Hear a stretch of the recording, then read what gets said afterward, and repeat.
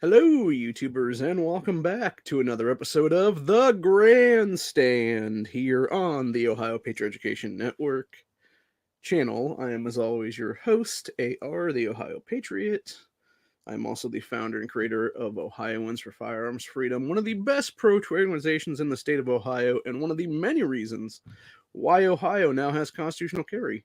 And it only took 25 years to get it done. I'm not joking about that, by the way. They literally had legislation in our state legislature back in 1997, 7 years before we had concealed carry licensing in the state, where they could have actually gotten constitutional carry done back then. And of course, a bunch of old FUD motherfuckers were like, "No, we're not going to do that. We're going to go ahead and do the carry licensing system." Like 7 years later, that was just anti-poor, is what it is, dude. But yeah, thank God we have constitutional carry now, and it's not a fucking issue anymore. But you know, like I said, if it wasn't for Ohioans for Firearms Freedom and Ohio Gunners and other organizations out there and individuals, we would not have had the win that we had this year. So, and it's a good thing that Ohio did become a constitutional carry state because, we can finally deal with a lot of the problems in this state. And that's what we're going to talk about today, and the problems in this country in general, which is the fucking left and their dumbass fucking policies. So, yeah, we're going to discuss all that stuff. I was watching some stuff here in the last few hours, watching NEA's chat from last night, and they were talking about some stuff. I was on Honda's chat over the weekend, and he was actually the one that got me onto this Wawa story where there was a mob of over 100 people basically destroying a Wawa and stuff like that in some place around Philadelphia, I believe is what it was. And then, of course, you got Starbucks in the past few months closing a bunch of stores in Seattle, Washington, and Los Angeles, California, because again, they're shitholes, is what it is. Dude, they're leftist run shitholes, is what it is. And if you ever look at anything that the left touches, by that I mean Democrat politicians and their stupid fucking policies and everything else like that, dude, it always turns to shit. And the worst part about the Starbucks closings there in Seattle, Washington, was the people who were the fucking employees are 100% Antifa, dude. Like, there's no way that they weren't the motherfucker. Like, the one specifically was in the heart of the fucking Chaz. What used to be the fucking Chaz back in 2020, dude. Where they were fucking, and then became the chop because they were chopping up fucking bodies and stuff like that and tossing them into dumpsters a couple miles away is what it was. I mean, Jesus fucking Christ, man. Just insane. But this might be a 3-hour stream, just to let people know that right now. I don't think it's going to be, but I do have 3 hours to kill before game maintenance is done. At least supposedly is done, but I'm assuming it's going to be longer than that because, fucking these game makers, they don't do the maintenance on time, and it's usually 4, 5, 6 hours by the time it's all said and done. So I'm probably going to go to sleep here in a few hours then. But yeah, it's just a bunch of shit entirely, dude. Before we get into more stuff about that, because we're going to do a couple different stories from various places here and stuff like that as screen shares and stuff, I'm going to talk about one thing, which is something that was mentioned in the under thing for this video, which was 2A talk. So there was a video that was put out by a firearms guy, I believe it was yesterday, and it was basically about the Taurus GX, G3 XL and G4 XL, because it was the two guns that he was doing, the newest ones that Taurus came out with the stuff there. So my biggest issue with the Taurus GX4 line is what it is the magazines. You only get to potentially, I believe it's a 13 round capacity. I don't think those new ones have a 15 round or anything like that, dude. And the problem with a 13 round capacity is the only way you can even get to that, it's not even like they designed the mag that long or whatever. You have to have a +2 extension on the fucking 11 round mags to even get to that 13. So essentially what you're doing is you're having the GX4 compete with the G3C series and stuff like that. Of, okay, do I want a gun that has 12 plus 1, or do I want a gun that has potentially like 13 plus 1 is what it is? Or if my hand is small enough, it would be 11 plus 1. So essentially with the GX4, you're either losing a round or you're gaining a single round. So you're either losing a single round or you're gaining a single round. And the problem with that is it doesn't really matter, which one is which in the long run, because the big thing with the G2C and then the G3C series is they all use the same magazine capacity, or use the same magazine interfaces, I guess is the best way to describe it. You know, their mags are interchangeable is what it is. And so they're also interchangeable with the G3 mags. And so what you have there is you have the potentiality for a 15 round mag or a 17 round mag that actually have, I believe it is a +3 on each one of those um, ability. So you can basically do a new spring and a new, +3 extension on them. And so now you have either a 17 or an 18 round mag with a 15 round, like what used to be a 15 round mag is now an 18 round mag, or you have a 17 round mag that is now a 20 round mag. And there's not really a comparison in either one of those, dude, comparing to the, potential 13 round mag is what it is of the G4 or GX4, I should say. And the big thing there is I've looked at the GX4s and stuff like that. I haven't got a chance to handle one yet, which I really would like to. I would actually, like, here's the thing. If I had the money right now, I would own a G3C Toro. I would own one of the GX4s, and I own a bunch of other guns that Taurus makes as well at this point, dude. As well as a handful of other guns from other companies like Ruger and stuff like that is what it is. Again, don't have the money, too poor, all that stuff like that, man. But yeah, if I had like, thousands and thousands of dollars, I could just, throw out the window basically on things. I would have like a larger arsenal right now of handguns than I have, honestly, which is very, very small, unfortunately. And yeah, my big thing is, again, it goes back to that situation of, it sucks because there is definitely in the gun community, I believe, a huge gap between sort of the have and the have-nots. And this also goes to something I was talking to people about in the back chat of Honda's chat the other day, which was we were talking about the NFA and stuff like that, why the NFA exists, and just like it was a mix between like that and a bunch of other unconstitutional infringements from the ATF and everything else like that. And I was like, my biggest issue, and this has been an issue I've talked about publicly quite a bit actually, is, and I mentioned it to all these guys, I'm like, yeah, my biggest problem is, with the NFA, it's like the issue there is you have people that keep, buying the tax stamps and justifying the fucking system is what it is. Whereas if you had like, a few thousand people that were just like, no, you know what, fuck that. I'm going to make an SBR. I'm going to make a fucking SBS, whatever it is. I'm not going to pay your bullshit tax stamp. Go ahead and fucking try to arrest me and I'll sue the fuck out of you for fucking unconstitutional tyranny is what it is, dude. But that's the problem. You have too many fucking pussy ass motherfuckers who refuse to take the fucking hit is what it is, dude, because they're like, oh, I don't want to give up my rights. I don't do this. I don't do that, everything else like that. And it's like, yeah, and that's the problem, dude. Now, granted, the real issue is it doesn't take, tens of thousands of cases. It takes like a few is what it is, dude. It takes a few to get the ball rolling. And the problem is it's those bigger people. It's the people like Military Arms Channel or fucking James Reeves of TFB TV and stuff like that. They're like, oh, check out this cool suppressor I got. It only costs like $2,000 plus a $200 tax stamp and shit like that. And it's like, dude, go fuck yourself, you elitist fucking prick. And I'm gonna call James Reeves out on that one, dude. That guy is a fucking sack of shit in general, dude. I fucking hate that dude with a passion because he is one of these fucking like, oh, I have so much money, I'm just gonna throw guns out the window, or even worse, fucking pieces of shit like Demolition Ranch, dude. That dude is 100% pro gun. He is not pro 2A. He is not fucking anything when it comes to the continuation of our rights. He's just like those fucking cocksuckers at fucking Black Rifle Coffee Company, dude. Because he's fucking buddies with those assholes, dude. And it's all those fucking douchebags. It's all these fucking brovet little fuckboys that want to sit there and be all like, I should be able to have all these things because I'm a fucking operator and da da da. It's like, go fuck yourself. Fucking Matt Best and Evan Hafer and the rest of you asswipes at Black Rifle. You people are the fucking problem, dude. I'll tell you what, dude.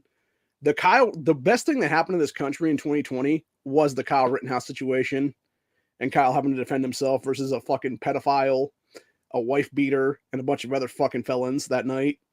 Because it really did show the fucking true colors of Black Rifle Coffee Company, dude, and how they're just a bunch of ass wipes that are just trying to fuck over the Second Amendment for their own personal fucking ending is what it is, dude. When they're literally fucking funding money to fucking different Democrats in office, dude. Literally fucking throwing thousands of dollars in profit that you're paying for their shitty fucking coffee towards these fucking shitty ass candidates, dude. No, fuck these people, dude, entirely. And then you got sacks of shit like Evan Hafer that are trying to make it into fucking anti-Semitism and stuff like that. It's like, no, dude, you're just a sack of shit is what it is, bro. It has nothing to do with your fucking faith, you asswipe. It has everything to do with the fact that you're a fucking piece of shit, bro. That you're a fucking scumbag who was a literal fucking mercenary going overseas and killing people. That's what it has to do with, buddy. And it's that simple. And that's why I fucking hate you, dude. Because you're a fucking douchebag. I guarantee you've taken many people's lives. Some of them probably innocent, honestly, in a lot of cases. And you want to sit there and try and justify your bullshit. Go fuck yourself, dude. Seriously. So, anyway. That's why I can't stand fucking any of those people that are doing any of that shit, dude. Whether it be that kind of crap there, whether it be these ass wipes going over the whole Russia-Ukraine fucking proxy war right now and trying to make a bunch of money and then being like, oh no, we're totally not fucking for-profit soldiers of fortune. It's like, bullshit, you're not, dude. You literally came over there to make a bunch of fucking money, dude. That's the whole thing. You went over that fucking country to make tens of thousands, if not hundreds of thousands to millions of fucking dollars killing people. And it's like, go fuck yourself, dude. If fucking Putin and company catch your ass and fucking put you in the gulag forever, good, because you fucking deserve to be there. Because you should never fucking gone to begin with, asswipes. And that's the thing, dude. And yeah, it fucking bothers me a lot, dude. And like I said, it all goes back to the whole people justifying the NFA by fucking paying tax stamps is what it is, dude. Because again, if it just came down to mass non-compliance and people were like, no, we're just going to do this shit, go fuck yourself, government. Like, they couldn't do a fucking thing. Yeah, they could try to arrest everybody, but like, again, you think that's not going to lead to something? You think it's not going to lead to pushback and everything else like that? Dude, hell yeah, it's going to. And the thing is here, you would actually have people in offices right now at a state level, dude, that would have fucking balls, whether it be attorney generals at the state level or whatever the case be, governors, all this stuff like that, dude, that would be like, no, you know what? We're going to back the fucking people here. We're going to back the people of our states. Go fuck yourself, fucking Biden administration, everything else like that at the fucking federal level. You assholes hold no fucking power there. Go eat a dick, basically, is what it would be. And that's what you'd have, dude. You'd have fucking a thing like that. And maybe we balkanize, maybe we don't at the point. You know, but at least then we'd be a better off country, is what it is, dude. So, yeah, it's just, it's fucking infuriating, man. It really is. And like I said, it's these people that just act like they're fucking hot shit and then sit there and do nothing to actually further our constitutional rights and the ability for us to even have rights in this country anymore, dude. I just want to fucking profiteer off the Second Amendment is what it is. And I'm so sick and tired of it, dude. And these are the people I do call fake patriots, by the way, because they are fakes. They are the fakest kind of wannabe patriots there are out there, dude. And they'll sit there and try to do whatever, and then they'll fucking backdoor you is what it is, dude.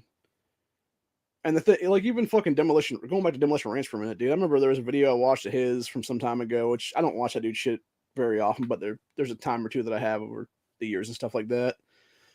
And the thing with that motherfucker was he was shooting like 40 or 50 high points with a 50 cal or something. I think that's what it was, or some stupid video like that is what it was, dude.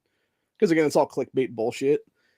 And the thing is, it's like, dude, you know how many people you could legally arm with that kind of guns and stuff like that, man? Like, yeah, it's a fucking high point. It's not going to be the greatest thing. At least you're supporting Ohio, though, and Ohio manufacturing, by the way, because that's who makes high points. It's the state of Ohio. It's down at Mansfield, about 45 minutes from me, actually. I would love to go do a tour of the factory and get a free sample, honestly, when it's all said and done, but I don't think they're going to give me one. So, I mean, if I became like one of the leadership in the state or something like that, it might happen, but you never know. But anyway, the whole point is, though, is you have the dude basically doing videos like that, where in reality, it's like, dude, you know how many people are out there can't even afford a gun, and you're just sitting there like shooting through like 50 guns? It's so fucking retarded, is what it is, dude. It's straight up retardation, is what it is, man. And then, of course, I saw, I don't think I ever watched a video, but there was one where he was like basically selling off like a bunch of stock that he had to people, and it was like as cheap as possible or like very little profit or whatever there. It was like basically whatever he paid for it, he was selling it for or something. So I don't know. There's definitely, like I said, I think people like Demolition Ranch, etc. Any of these gun tubers on this site that have 1 million plus subscribers could do a hell of a lot more for the Second Amendment, dude, and Second Amendment advocacy and activism and stuff like that. So, and then yeah, of course you have the fucking FBI arresting I believe it was father, who was a priest or a pastor or something like that in Pennsylvania the other day. And apparently that was over the fact that he and his family had gone to a pro-life rally at some, I think it was near an abortion clinic or something like that, is what it was. And you had some fucking blue-haired nut job try to beat his fucking kid, and the guy's like, "No, fuck you, dude," and just starts beating this fucking person. Or I don't think he beat him or whatever the case, but I think maybe he hit him once or twice or something like that to like knock him off his kid, is what it was. And yeah, instead of the fucking cops or feds or whatever arresting that fucking piece of shit for terrorism, is what it should have been, honestly. No, they arrest this religious leader guy. It's fucking ridiculous, dude. And again, it goes back to the two-way street of our country right now. And that's why I kind of do agree with what was said over the weekend on the panel that I was on, where I think it was Honda himself was the one saying it, of we live in a three-tiered justice system, basically. And it is very true, honestly. You know, I've said that for a while about like two-tier justice system, where it's like, you know, if you're rich and powerful, you can get off with anything or whatever. And then if you're poor, you get fucked. But yeah, there is that third one now, where it's basically if you're some hardcore rabid leftist Antifa, BLM terrorist, whatever it is, dude, no, you'll just get fucking bail funded by a vice presidential candidate in 2020, and you'll get let off the fucking hook with nothing, dude, when you should be arrested and charged with decades of fucking terrorism and stuff like that in prison, dude. And that's the problem right there. You know, you look back at 2020, there was thousands of fucking people, BLM, Antifa, etc., dude, that were burning down our fucking cities every single day for months after the whole fentanyl Floyd thing, dude. And they were literally getting bail funded with a bail fund that was partially being brought together by Kamala Harris, dude. And it's like, bro, how many of these people now have gone on to murder everybody? Basically, is what it is. Like, how many of them have gone on to commit like murder or other crimes right now? Or, you know, like we're going to talk about here in a couple minutes, the Wawa story. How many of them are doing that kind of shit now because they know that there's no consequences anymore? It's so ridiculous, dude.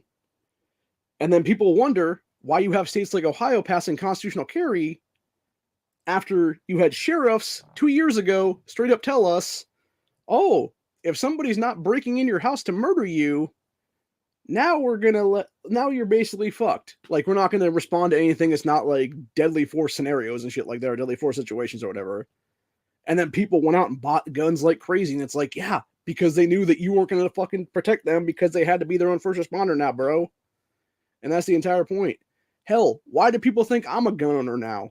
It's because back in 2018, 3 days before the midterm elections, I saw the fucking crazy little blue fucking wave that was coming with crazy fucking cunts like Alexandria Ocasio-Cortez and company, dude. And I'm like, I know these fucking bitches are going to try and take my gun rights away. Fuck them. And that's when I first became a gun owner, because of that, dude. I literally sold a bunch of stuff, put a few $100s together, and I bought a couple of guns. And then I put some more money together, sold some more shit, bought a couple more guns, and so forth and so on. Unfortunately, one of those guns happened to be stolen then eventually, when some assholes broke into my home and robbed me. So,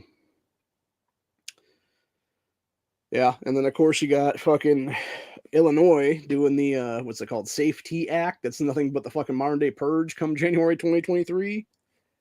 Jesus Christ, dude. They might as well call that shit Purge Day whenever it's enacted entirely, dude. They might as well just have some fucking cars going around the city playing the fucking purge siren for 12 straight hours is what it is, man. Being like, for the next 12 hours, all crime, including murder, is legal now. I joke, but not really, honestly, because that's basically where we're at right now. So, yeah. Anyway. Like I said, it's just fucking nuts. And then it's a whole thing where it's like, you know, people don't realize, if it wasn't for people like myself and others, you would have already had these leftist people that are trying to enact all this crazy shit, like taking our constitutional rights away and everything else like that, dude. You would have already had them put up against the fucking wall, man. And honestly, there are some days where I'm just like, you know what? Fuck it. Let the government win. Let these fucking people face the consequences that they're going to have coming anyway, dude. The problem is, I'm also going to be facing those consequences, and I really don't want to face those consequences, you know what I'm saying? And I think that's the biggest issue right now. Like, I kind of want to see those people get what's coming to them, but I know that I'm going to be fucked first before them, probably, is what it'll be, man. So, yeah. That's why I'm basically like, no, like, let's not do that, you know? So, I don't know. And then you had people on NEA's chat last night, specifically Honda again, talking about possibly fleeing America. And I'm like, dude, you don't got to flee America. Just flee to a fucking red state. Let's balkanize already. Let's balkanize like 27 states and get things done is what it is. And I think that's the problem with a lot of people right now is they're still living in these leftist hellholes, whether it be places like Colorado or California or fucking Washington State or Oregon or whatever the case be, dude, and don't realize, like, yeah, none of these fucking politicians that are running the fucking show in these states, dude, give a fuck about your constitutional rights at all. Why are you giving them fucking tax dollars to fuck you in the ass still, man? Like, that's my question, honestly. To any gunners in any of these states right now, dude, why are you still giving them money to fuck you in the ass? Now, granted, I know for some of the people out there, it's because y'all have jobs in these fucking states and you can't afford to leave them and stuff like that. And it sucks. It does. And it's unfortunate. I think that is a lot of the answer to a lot of people things like, yeah, we can't, afford to leave these, high paying jobs is what it is. And I don't know. It would be nice to see some of these states flip again, like Maryland and stuff like that. I would love to see that flip red, but I don't think it's ever going to happen as long as Baltimore exists there, which basically leads to something I've talked about in the past as well, which is basically creating city states that have no power outside of like a county, essentially is what it is, or part of a county. And even then, you basically could just wall that fucking place off and be like, no, fuck this place. Like the rest of the state is now something else now, is what it is. And, you get rid, like, that's the thing. Like, again, going back to the population density of a lot of state legislators and stuff like that. If you actually just walled off a bunch of major cities in this country and we're like, no, bro, you're now a city state. The only power you hold is like right here in this fucking like, 10, 12, 14 block area, whatever the hell it is going to be size wise. And outside of that, go fuck yourself kind of thing is what it is. You would have so many states flip to a mix between like red and like constitutional, like orangish purple coloration almost immediately, dude. Because people would realize, like, no, we don't need these fucking population dense leftist shitholes anymore, dude. And that's what the problem is right now with America. And then you got people saying, I was watching something else a little bit ago. People were saying, like, oh, talking about this Wawa situation we're going to mention here in a minute when we play the video of, oh, yeah, you got some of these kids that were like 10 years old or over there. And it's like, some people are saying that like fatherless homes are the problem or whatever the case be, and that's not the problem or whatever. And it's like, no, in some cases it actually is. And I'm not saying it's fatherless homes per se. It's just having no parental figure at all for a lot of these kids, dude. And then what do these kids fucking go to? They end up in a situation where they're basically taking themselves to anybody that they could look at as a, potential, how am I trying to put this now? I don't really want to say authority figure, but like, yeah, anybody that would basically be like, like, let's go ahead and say like you have like a 9 or 10-year-old kid or whatever the case be that wants, like a father figure or like an older cousin or whatever the case be or whatever it is. And yeah, now they're looking at that person as like, oh yeah, you're older than I am and you have more experience than I do kind of thing. And it's like, yeah, they're just begging for attention is what it is in a lot of cases. And unfortunately, those tend to be the people that are the ones that are either dealing drugs or they're working for somebody who is what it is. And then, it's that fucking guy that's, 19, 21, 24, whatever. That's like this drug kingpin, like this, 4-block radius or whatever. Runs like these 4 fucking, street corners essentially for these kids to go deal on. And now they're looking at that dude as a fucking, oh yeah, this guy has all this money and all this power and everything else like that. Like, I want that, I'm 9 or 10 years old. I want that. How do I get that, bro? And he's like, yeah, just go, join up with the rest of this mob and go rob this fucking Wawa is what it is, bro. And that's the problem right there. And again, it goes back to lack of parenting in a lot of cases, dude. And I think unfortunately, it goes back to government intervention as well that stop people from being able to parent properly. And I'm not saying that you should go out there and, beat a bunch of kids' asses or whatever, dude, but like a swatting, like a smack or here or there, or whatever the case be, dude, if a kid does something wrong, like, yeah, there needs to be fucking some kind of reinforcement that you understand, like, yes, there are consequences for your actions, little buddy. You're not going to be their fucking friend all the time is what it is, dude. And I think that's the problem with so many adults anymore is like they want to sit there and have kids and then fucking, 10 years, 15 years later, they're like, oh no, I'm your best fucking friend, dude. And it's like, no, you're their fucking parent. Like, be a fucking parent. Don't be a fucking friend to them. Like, that comes later on when they're in their 20s or 30s, dude. And they'll like you for it, honestly, because there was times where I was a fucking kid and I was a piece of shit, honestly, dude. And, I got a little bit smacked around and stuff like that back in the early 90s and shit, dude. And You know, I thank my mother for that now because she did what she had to do to fucking raise us, is what it was, dude. You know, dad died when we were way the fuck young. And if it wasn't for my uncle stepping up and being a father figure to me, man, I would be, I probably would have gone down a criminal road, honestly, dude. And that was another thing, actually, when I was watching that AK guy stream a little bit ago, they were talking about fucking food deserts and stuff like that. And I don't know exactly what the video Memphis, Tennessee, or something. And yeah, it was all these single mothers and stuff like that that are living in better housing than I am right now, and have, you know, everything paid for them, whether it be rent or fucking, you know, getting a bunch of cash assistance from the government, food stamps, everything else like that. And it's like, the crazy part is when you look at these things like Wawa and stuff like that, dude, this Wawa market there, and you have this shit happening while our grid is still up right now, dude. Now just imagine we got food on the shelves right now. We have a functioning power grid. We have, you know, technology out the ass basically that works. Bang, EMP tomorrow. None of that shit exists anymore. How quick are these fucking people going to turn each other, dude? I guarantee it's going to be almost immediately. Like, that's what I'm saying. If you're in a major city right now, man, like, you need to get the fuck out as fast as possible, because when shit goes down, it's going to go down in the blink of a fucking eye, and you're going to have just bodies lining the fucking streets, dude. I guarantee you.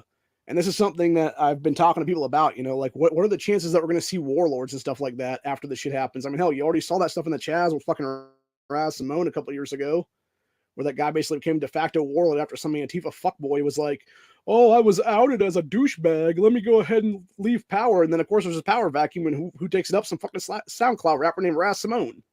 And the guy became a de facto warlord there, committed a shitload of fucking felonies in the, you know, few weeks that place existed. Still has yet to this day to face any felony charges, but he should be in prison the rest of his life for that shit, honestly.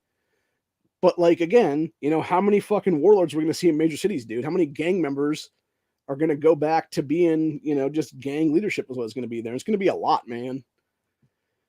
You know, and that's the thing as well. You know, you look back at all these other countries that we've taken out dictators from and stuff like that over the decades and stuff, dude, whether it be them killing Saddam over the Middle East or whatever the case be. I remember talking to one of my cousins who was a Marine at the time, or actually, I'm sorry, he had just left the Marines at that time in history, and then we were talking years later and stuff like that because he still had buddies in there, and he was talking to some of his buddies that were doing special operations stuff over there at the time, and they even said they're like, the worst thing ever happened to the Middle East, dude, was them killing Saddam off, because he was the fucking linchpin. He was the fucking kingpin when it came to shit there. All that left was this giant power vacuum, and I think that's what's going to happen a lot of the times in a lot of these places, dude. It's just like every time you look at, you know, places like Chicago or whatever the case be, and there is some, like, you know, major gang leader killed, or, you know, and again, sometimes there'll be cops that'll make deals with these guys and stuff like that. That'll be like, yeah, don't deal with kids or whatever the case be, but you can keep dealing or whatever here. And they keep some of these people in place because they know, hey, you know, if it's going to be fucking uh, Tyrone Martinez or whatever over here that's going to get fucking, you know, taken out or whatever, now it's going to be this giant power vacuum, and we have no idea what's going to happen when the fucking dust settles, and it's going to be gang warfare everywhere. Now, granted, am I saying it's right? No, it's not right. What they should be doing is they should be taking entire fucking gangs off the goddamn streets immediately, dude. All at one shot is what it is. And that's, again, the problem with a lot of these fucking communities, dude, is that these people with their fucking no snitching bullshit fucking rules and stuff like that, man, that's what causes so much of this shit for the past 20, 30 years now, is because of the fact that they don't want to talk. And because they don't want to talk, because of course, you know, sometimes there's retaliation and stuff like that, because they're like, oh, if I, you know, snitch on the one guy at the top or whatever the case be, like 10 more guys are going to come over and take his place or whatever, and kill me and my family and shit. It's like, no, that's why you take out the entire fucking gang at one shot, dude. And you take out other gangs in one shot and stuff like that. And if people actually started talking about the shit and be like, no, you know, these fucking 20 assholes over here have this trap house over here, you know, they're trying to fuck with all the kids and literally take my children and stuff like that and turn them into these fucking gangbangers and shit, dude, you would be able to deal with this shit in a fucking day. In a fucking day, man.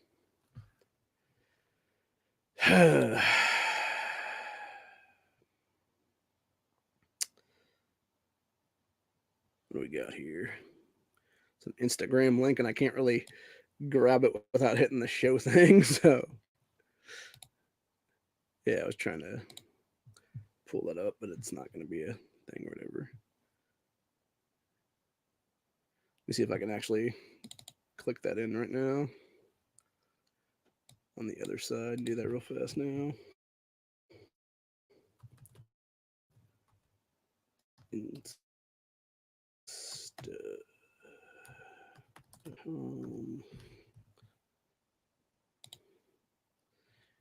Dash TV slash, let's see, CI.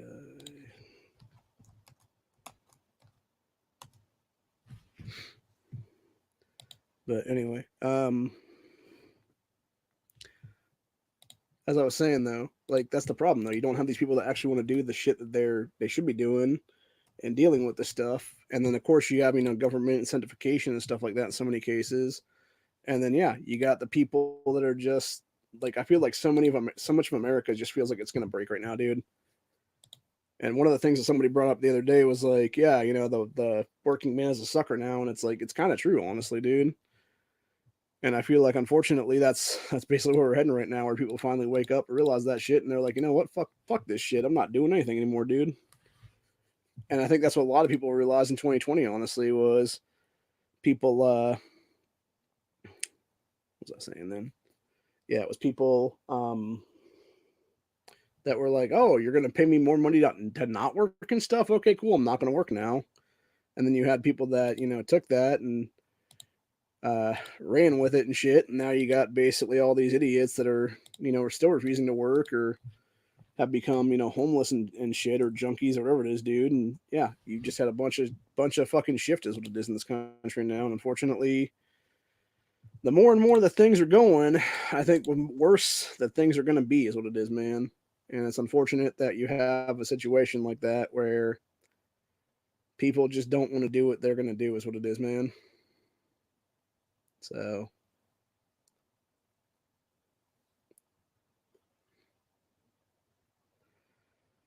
okay, I'm trying to look up this link now. See, it's a Sebastian Gorka video. Says, what if people did not fall for the scam known as the civil rights movement? How things would be different today. Yeah, I'm sure that would change a lot. I'm sure that would change a lot, dude. And to answer this question, the answer is no, not entirely. I don't believe so anymore. No, I'm gonna say it like this, right? Not as a 50-state country anymore.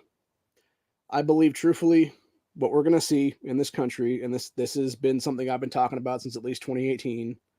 We will see balkanization happen at some point. And I believe that whether it be the end of this year, the beginning of next year, sometime in 2023, most likely, truthfully, this is the thing I'm looking at right now, dude. I don't think we're going to make it as a country to 2024 presidential election without balkanization happening first. And I believe that there is too much stuff that a lot of things, unfortunately, we can't talk about on this platform because, you know, fucking terms of service crap. But 2,000 mules, and I'll leave it at that.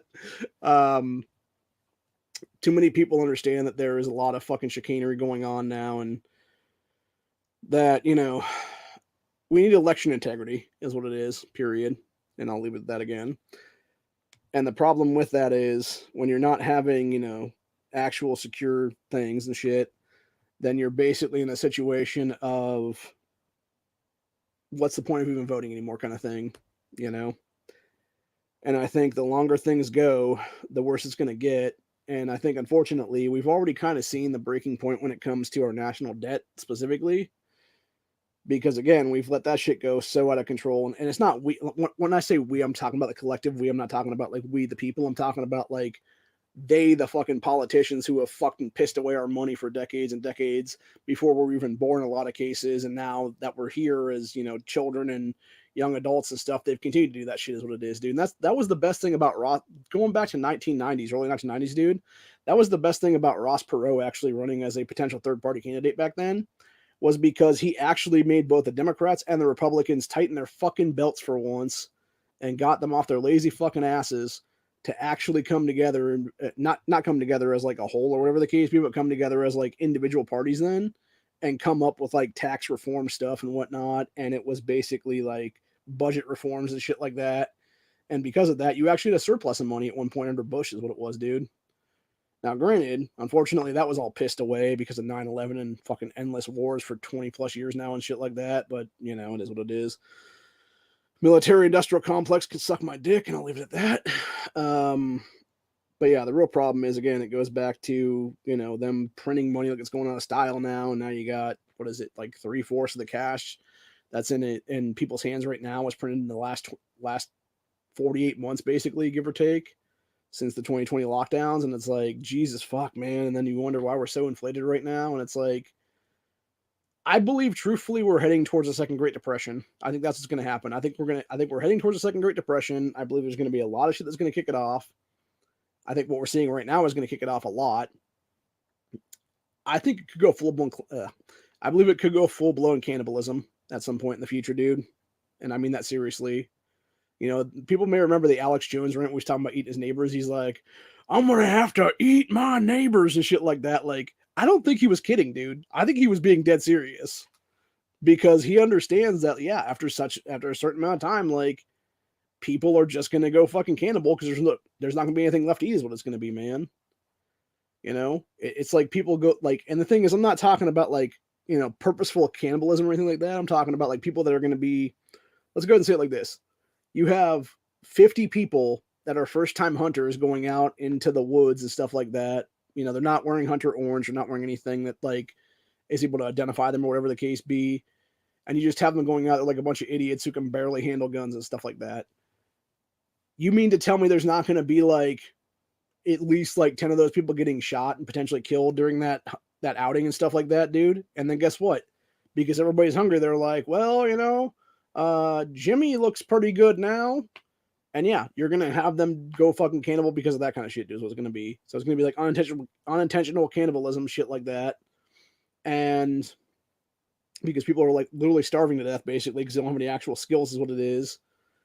And then you're going to have some people that are going to be like, nah, bro, I'm not going to go down that road kind of thing. And they're going to be the ones that will be Actually, the movie The Road specifically is probably a pretty good prelude to what we would see in a grid down scenario of, you know, like the guy and his son in the house and stuff like that. And they just hear like knocking around and they open up that fucking door in the floor and there's like 20 fucking naked people running out of it because they're being cannibalized and shit like that, dude. Yeah. That's the kind of shit you would have, actually. You would just have like some like, you know, 5-10 person family or whatever the case be, rounding people up like that, keeping them as fucking essentially cattle is what it is. And then, you know, when they get hungry enough, they'll yank one of them out or whatever the case be and go to it is what it is, man. And unfortunately, again, I think that's going to be I think some people will go to it very quickly. I think other people will go to it, you know, only if it became like a last resort kind of thing. If the grid were to go down tomorrow, do I plan to eat people? No. That is a question that I will answer right now. That being said, you know, if it's going to be a year or two from now and I have no, you know, like all the places that I can go to and actually, you know, make my own food or grow my own food or, you know, fishing spots or whatever it is are all, you know, dried up and like desolate and shit like that, all my hunting grounds are out of shit. Would it be desperation kind of thing? Maybe, you know? So yeah, it all depends. I think, again, it's one of those situations where you can't tell yourself you're going to do something or not do something until you're basically face to face with that decision in real life. And I think a lot of people would not know. Like some people would say that they wouldn't. They could be like, oh, I guarantee I wouldn't, or whatever the case be. But again, they would not be down that road far enough to where they would actually figure it out, though. So, yeah. The yep, yeah. The Jones, I will eat your leftist ass like corn on the cob. Exactly. I heard she was talking shit about Trump the other day. About the Ohio rally specifically, and it's like, yeah, couldn't go fuck yourself. You, by the way, for those that don't know, dude, when I talk about that piece of shit Tim Ryan being removed from the U.S. Senate race, Hillary Clinton is literally endorsing that fucking son of a bitch, dude. She is also backing him with money. So you cannot tell me that she ain't the fucking problem in a lot of those cases, dude. And again, this goes back to something I've said many, many times, dude. You should not be able to get money out of fucking state for races, dude, period. I don't care if it's a state race. I don't care if it's a fucking federal race. You should have to get your money from inside the state. If you can't get it from inside the state, go fuck yourself. You don't have money then to run in that race, motherfucker. So, anyway. But, yeah, we're already 40 minutes into this, so let's go ahead and get to that Wawa video, though. Actually, before we do that, I want to mention something else here now. And this is something that goes back to the two-way thing. So there was a, where's that here now? There's a video that popped up in my feed earlier today. That was Philadelphia to ban guns at rec centers, other city facilities. And it's like, oh yeah, that's fucking that's real genius, bro. Like that's really fucking genius, dog. When you have fucking people that are like, you know, again, like they're talking about, like, this is the thing, right? They're talking about banning guns or whatever from these places, but again, criminals don't follow the law, bro. The only people that are going to follow the law are law-abiding citizens, is what it is, man. And so you're disarming good people that could defend themselves versus criminals, and all the criminals are still going to be armed as fuck, is what it's going to be. Yeah, it's fucking dumb, dude. Anyways, go ahead and listen to what this guy said here. Funeral. She was killed outside of Mill Creek Recreation Center earlier this month.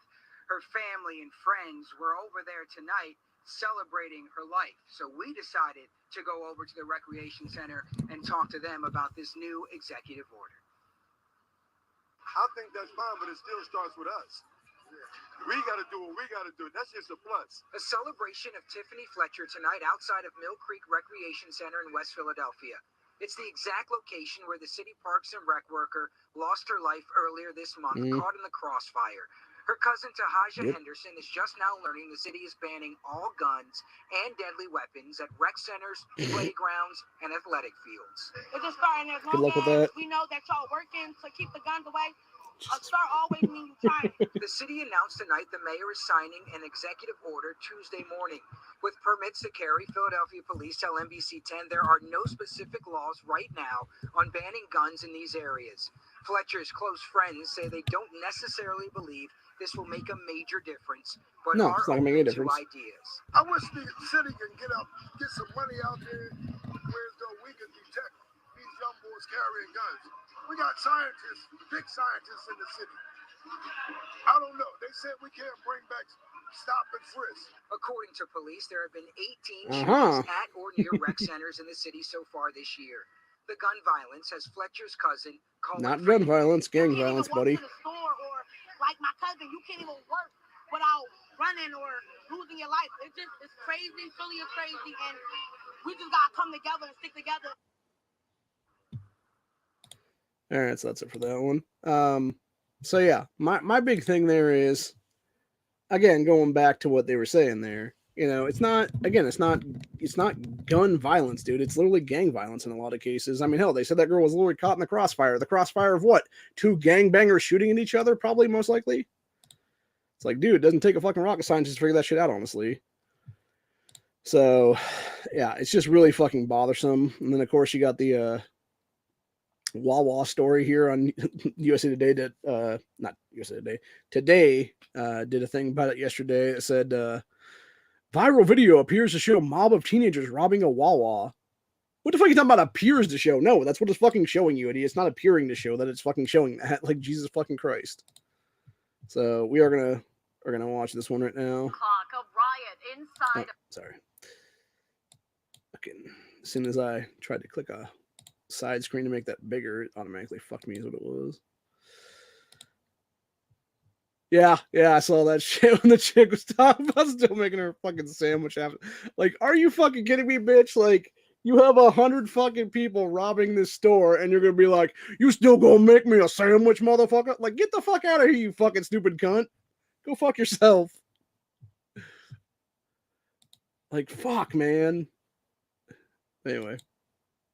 A riot inside a Philadelphia Wawa. A crowd of up to 100 kids ransacked a store 100 kids. Weekend. Today, investigators have a message. Where's the parents, man? Responsible for this mayhem. It is Monday afternoon. I'm Sarah Bloomquist. And I'm Gray Hall in for Brian Taft. The big story on Action News is the aftermath of this wild scene inside of a Mayfair Wawa. This afternoon, police issuing a warning to those suspects saying they will be caught because this entire ordeal, as you see, it was all caught on video. Action News reporter Jillian Mealy is live outside of police headquarters where investigators just gave an update on their investigation. Jillian. Well, they did, and that press conference wrapped up about 30 minutes ago where they said some of the kids in the video appear to be as young as 10, and they will not stand for incidents like this. The bottom line is we cannot have this type of behavior happening in this city. Again, the business community doesn't deserve that. The citizens... Okay, I'm going to stop there for a minute now. 10 years old. Again, where the fuck are your parents? It's time to stop, man. It really is. You know, y'all remember that video where the guy's got the fucking big ass clock? He's like, it's time to stop. Like, seriously, where the fuck are the parents, dude? Charge the. I guarantee you, man. If you fucking charge the parents with this shit would stop immediately, dude. Because they could stop having these fucking punk ass kids, is what it is, dude. The city don't deserve it. Shocking video from Wawa along the Roosevelt Boulevard in Mayfair shows about 100 juveniles completely ransacking the place shortly after 8 o'clock on Saturday. I think it's a disgrace. Damn right it is, bro. It's absolutely a disgrace. They were also inside Rolling Thunder Skate Center just up they the were. road before going to Wawa. The manager declined to speak with us, but residents in the area, too fearful to go on camera, have had enough. Other nearby business owners and employees are now concerned. I have the long time, yes. I have security camera, I have the alarm systems and everything. I'm a little bit worried about for the futures, what's going on, because I have to worry about for the kids. It's only a matter of time. After 12 o'clock at night, you won't be able to get anything, buy anything in Philadelphia anymore because all these stores are being closed. Is it possible to put a security guard in front of every store? It's not. Wawa released a statement saying in part, quote, right now we are working with the police, including providing our own in-store surveillance videos to address this disturbing incident and to hold these individuals accountable. I grew up in this area, and it's just getting worse and And worse. who are you voting for, buddy? Democrats or Republicans? Or Everything's somebody in the out of middle? control in this city, in the whole city. Now, police in this press conference also made a plea to parents saying if your kid was there on Saturday, they want to hear from you. They also said if your car was damaged in the parking lot, contact detectives. We'll have much more from this press conference coming up at 6 o'clock. If your child was here, please contact. Yeah, right. Yeah, you're gonna have zero fucking parents come out of the woodwork and be like, "Yeah, my child was there ransacking that fucking place." Right, people. Sure, keep telling yourselves that. Fuck me, man. Again.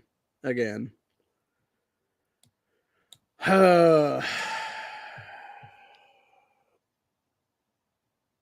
makes serious. This kind of stuff makes me wonder, honestly. How long until one of these store owners just goes full third world, dude, and just grabs out a big fucking machete and starts chopping hands off? And I mean that seriously. Like, is that what it's going to take? Is it going to take digit loss laws on the books, dude, where it's like fucking seriously like frontier justice? You see people robbing a place, you just grab one of them and fucking whoosh. Or is it going to be something even worse than that where you have fucking, again, store owner, manager, whatever the case be, sees that group coming in there? Oh, let me grab this AK pistol out from underneath the fucking counter, AR pistol, whatever it's going to be, dude. And just fucking doesn't need to be done, man. Because that's what it feels like, honestly, at this point. I mean, you look at shit like this, dude, and it feels like we're already in the purge in some cases, dude, with these leftist cities, honestly. And I think it's going to be a situation where you're going to have people go and resort to hardcore violence. In some of these cases, does it justify that? No, it doesn't. Do these kids need to be held accountable for their fucking actions? Yes, they do. Do their parents need to be held accountable for the kids' fucking actions? Yes, they do. Is what it is. And I think that's the problem right now. Instead of incentivizing these fucking people, be like, no, if you like, I'll go ahead and say it like this right now, honestly, dude. If any of these fucking parents are on any kind of welfare benefits and shit like that, dude, whether it be Section 8 housing, EBT, fucking government assistance of any kind, dude, your kid's going to be going out there doing shit. Guess what? Bang. Your fucking shit's declined. Your shit's cut off immediately, dude. You want to fucking fuck around? You're going to find out the consequences that way. And if you want to sit there and fucking try to racism and all this other stupid bullshit, go fuck yourself is what it is, dude, because we ain't putting up with it anymore. And that's the problem right now. And that's what America needs to do right now. We just need to put our fucking foot down on this shit and be like, we're not going to put up with this crap anymore. Stop fucking letting your kids be little fucking gangbanging pieces of shit. Fucking deal with them accordingly, dude. You know, actually raise them to be respectable fucking citizens in this country. And stop being a bunch of little ignorant assholes is what it is, dude. So, but yeah, the other ones they had here for the, see if I can pull this one up real quick here now. Shit. I'm trying to do a screen share this whole thing now where they're talking about the Wawa stories there, because there's like 10 of them is what it is. Yeah, we got all the ones there. We got the one we just watched there, which I think was like the 2.5 minute one right there, which is the caught on camera thing. And then you had video captures juveniles ransacking Wawa in Philadelphia. Roughly 100 juveniles ransacked Wawa in Northwest Philadelphia. There's the USA, or there's the Today thing where it was viral video appears to show a mob of teens robbing at Wawa. Philadelphia Wawa ransacked by a mob of 100 juveniles. Group ransacks Wawa in Philadelphia. Wawa closes some center city locations due to young people ransacking convenience stores. That was 3 weeks ago, by the way, that shit was happening. So let's go ahead and watch that one, actually.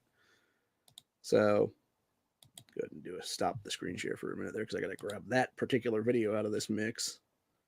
Oh, that Anthony Bryan Logan guy did the video about the chick with the, as a short about making me a sandwich still.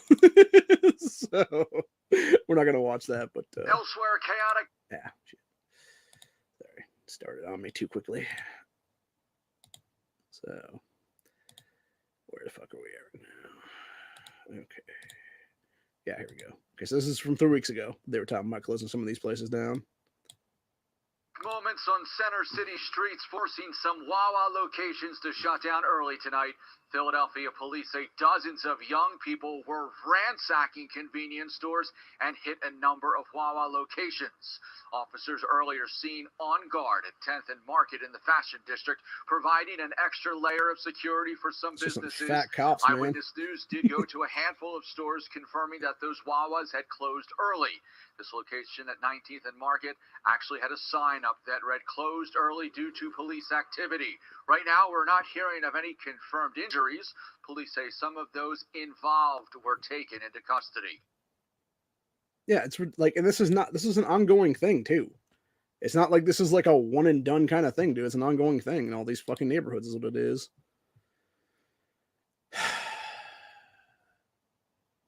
Honestly, I remember I was watching something. Well, I remember actually when I was living down in Columbus. So here's a Columbus story for you. From when I was living down in Columbus for a couple of years, this should show you the difference between the bad neighborhoods where I was originally living in and the good neighborhoods. And by the way, I'd like to point something out. The bad neighborhood was a fucking like 2 blocks from Ohio State's main campus. So that tells you exactly where we're at, dude. We were on fucking High Street area there, like a couple blocks from Ohio State's campus.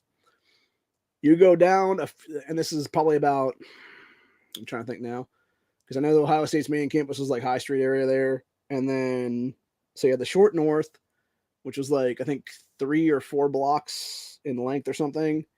And then it was, I believe, 7th or 8th Street is where the actual post office was. So there was a time where I ended up getting a package where I was not home to get it. And then they were like, oh, we're going to make 2 more delivery attempts or whatever the case being. I think they tried to deliver it like 1 more time. And then they were like, no, we're not going to deliver it a 3rd time or whatever. Come to the post office to get it. So I'm going down to the post office to get it. And I go down there. And what do I see when I walk into that fucking place? Nothing but plexiglass across. And I'm guessing it was bulletproof, by the way. All across the fucking thing. And I'm just like, what the fuck? And so I go up to the teller window area there, and I'm like, yeah, I'm here to pick up a package. Like, here's a thing for it, or whatever the case be. And she's like, okay, meet me over at this glass box over here. And I'm like, oh, okay. So I go to pull up in the box. She's like, no, leave it closed, dude. Let me put it in here for you and close my side before you open your side. And I'm just like, are you fucking serious? She's like, yeah. And I'm like, okay, then. I assume it was something where it's like they just don't want to, because I'm sure somebody has tried to do that before and they like banged them through the fucking glass door or whatever it was, dude. It's like, yeah, fucking ridiculous, dude. But again, like if that be the case, you would think they have like a safety feature on that to have it be so it would be opened from both sides at the same time or whatever kind of thing or whatever. But the whole point was that you had to have that be a fucking thing to begin with at a fucking post office. It's pathetic, dude, is what it is. And then on top of that, there was, and this was, by the way, the opposite way, which was like, I believe, right across the street from Ohio State's campus, you had a Chase Bank, which was my bank at the time. You walk into that fucking place, and there's nothing but fucking glass and people behind glass counters and stuff like that. There was one chick, and I feel sorry for her, man, and anybody else that was like the actual, like the bank, like middle management people that were there to like do like loans and shit, because you had those people out there able to be, you know, basically targeted, and then everybody else that was like the actual tellers and shit were behind like glass partitions and shit like that, dude. And it's like, Jesus criminy, dude. And then I remember when I moved about a year later or so with my siblings, and we had moved over towards I want to say Grandview is where it was at the time. So there's two upper class places in the outskirts of Columbus. There is Grandview and there's Upper Arlington. They're both rich ass neighborhoods, by the way. They're both very white neighborhoods. They're also very secure neighborhoods because you have cops literally fucking patrolling the blocks every like 10 minutes is what it is. And so yeah, we drove over, we packed up all of our shit and we're renting a place over there someplace that was, you know, we could barely afford it, but we could afford it still is what it was, dude. With the three of us basically, you know, putting our funds together is what it was then.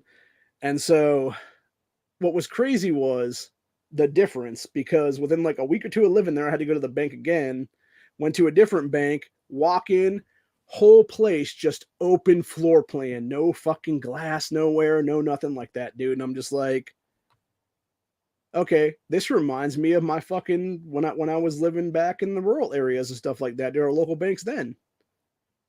And again, it 100% correlates to fucking crime and shit like that, dude, and criminal neighborhoods like that, dude.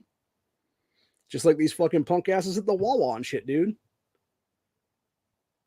And it's why I've been saying for years now, this is why we're going to have culture clashes and stuff when the grid goes down. This is why you're going to see people fighting each other over shit, dude. It's why you're probably going to see some racial wars going on there. And it's not just, and I'm not talking about like race wars of like, you know, black, white, Hispanic, Asian, whatever the case be.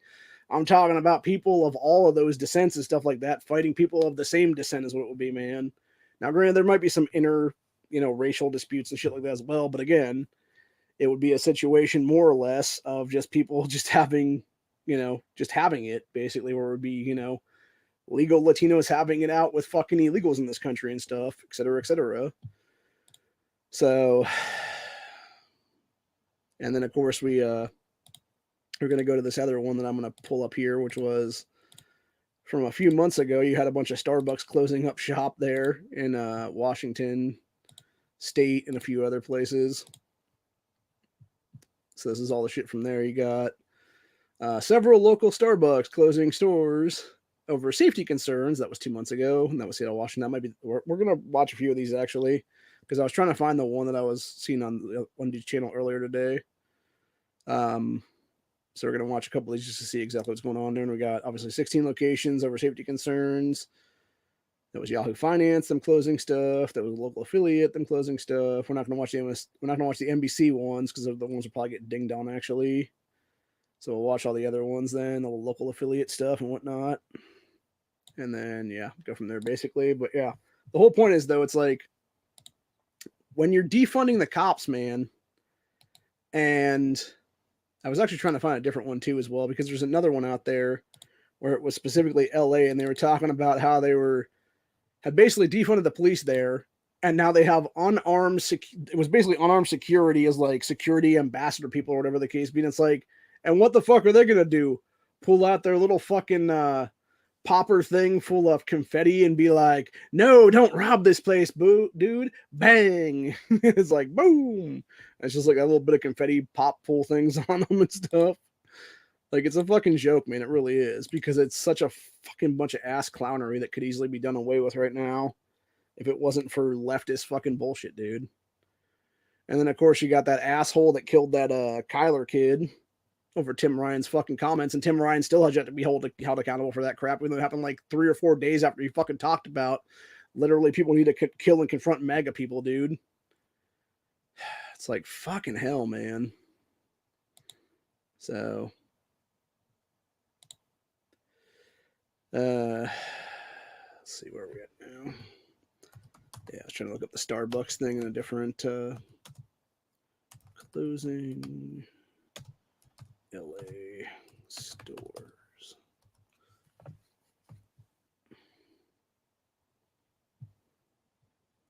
Okay, this might be the exact one that I want to watch then right here from this. Oh no, that's not the one. Never mind.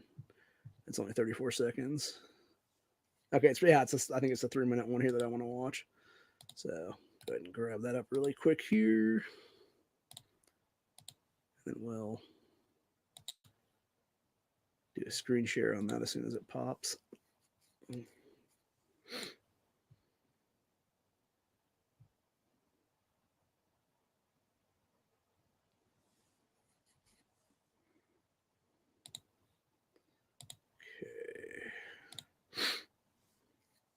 sure I'm sharing here.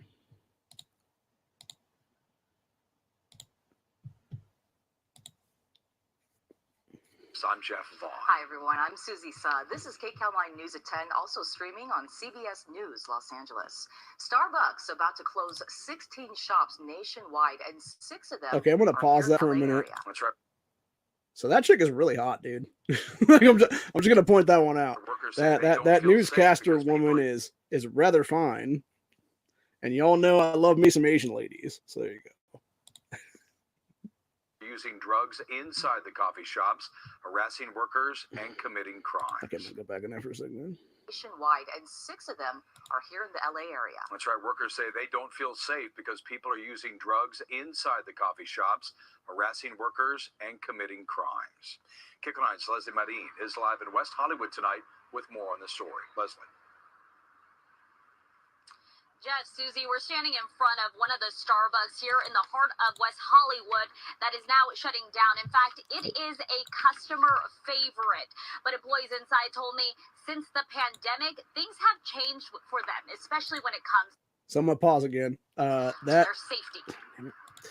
That on the ground reporter chick was also rather fine. So... part of, in some way, my daily routine. It's a daily routine for many people, grabbing a cup of coffee at this Starbucks in the heart of West Hollywood. My daughter likes coming here.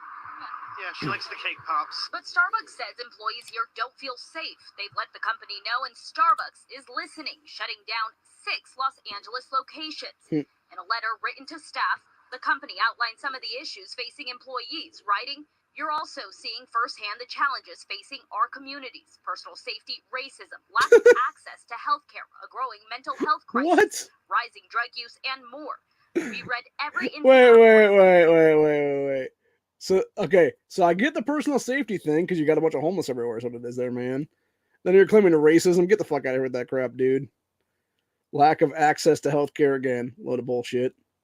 Growing mental health crisis, yeah, because all the fucking nuts, dude, that are all high on drugs and shit like that. Rising drug use, of course, yeah. Leftist problems, dude. It's a lot. It certainly involved more homeless people and residents acting out. West Hollywood City Councilman John D'Amico says those are the challenges Starbucks employees faced at the Westmount and Santa Monica Boulevard location. The other locations shutting down include one near the Santa Monica Pier, 2 in downtown LA, and 2 on Hollywood Boulevard, including this packed location on the Hollywood Walk of Fame. I found out maybe 2 days ago, I think. Robert What Medina the fuck is with... Here's a question. What the fuck is with these people and their weird-ass fucking nose rings right in the middle, dude? Like, you just look like a freak show. I'm just gonna say it like it is, man. Since November, and that time he's filed his own safety reports, including an incident with a drunk man. He had pulled the fire alarm off of the wall, completely ripped the fire alarm off the wall, yeah. And then he left out, and there was that... This dude looks like every unmasked Antifa ever, basically, dude. I'm just gonna say that like it is. News of the closures reached LAPD Chief Michael Moore, who sat down with Starbucks in the past and plans to do so again to counter their concerns. I'm disappointed to see Starbucks, or for that matter, any commercial engagement give up or walk away from the city, and I'm hopeful that they'll change that. Or is Starbucks just the first of more companies that could leave Los Angeles for the same reason? The California Retailers Association predicts it might be. This is what we're going to see if we don't do something about the fact that Californians don't feel safe in their communities.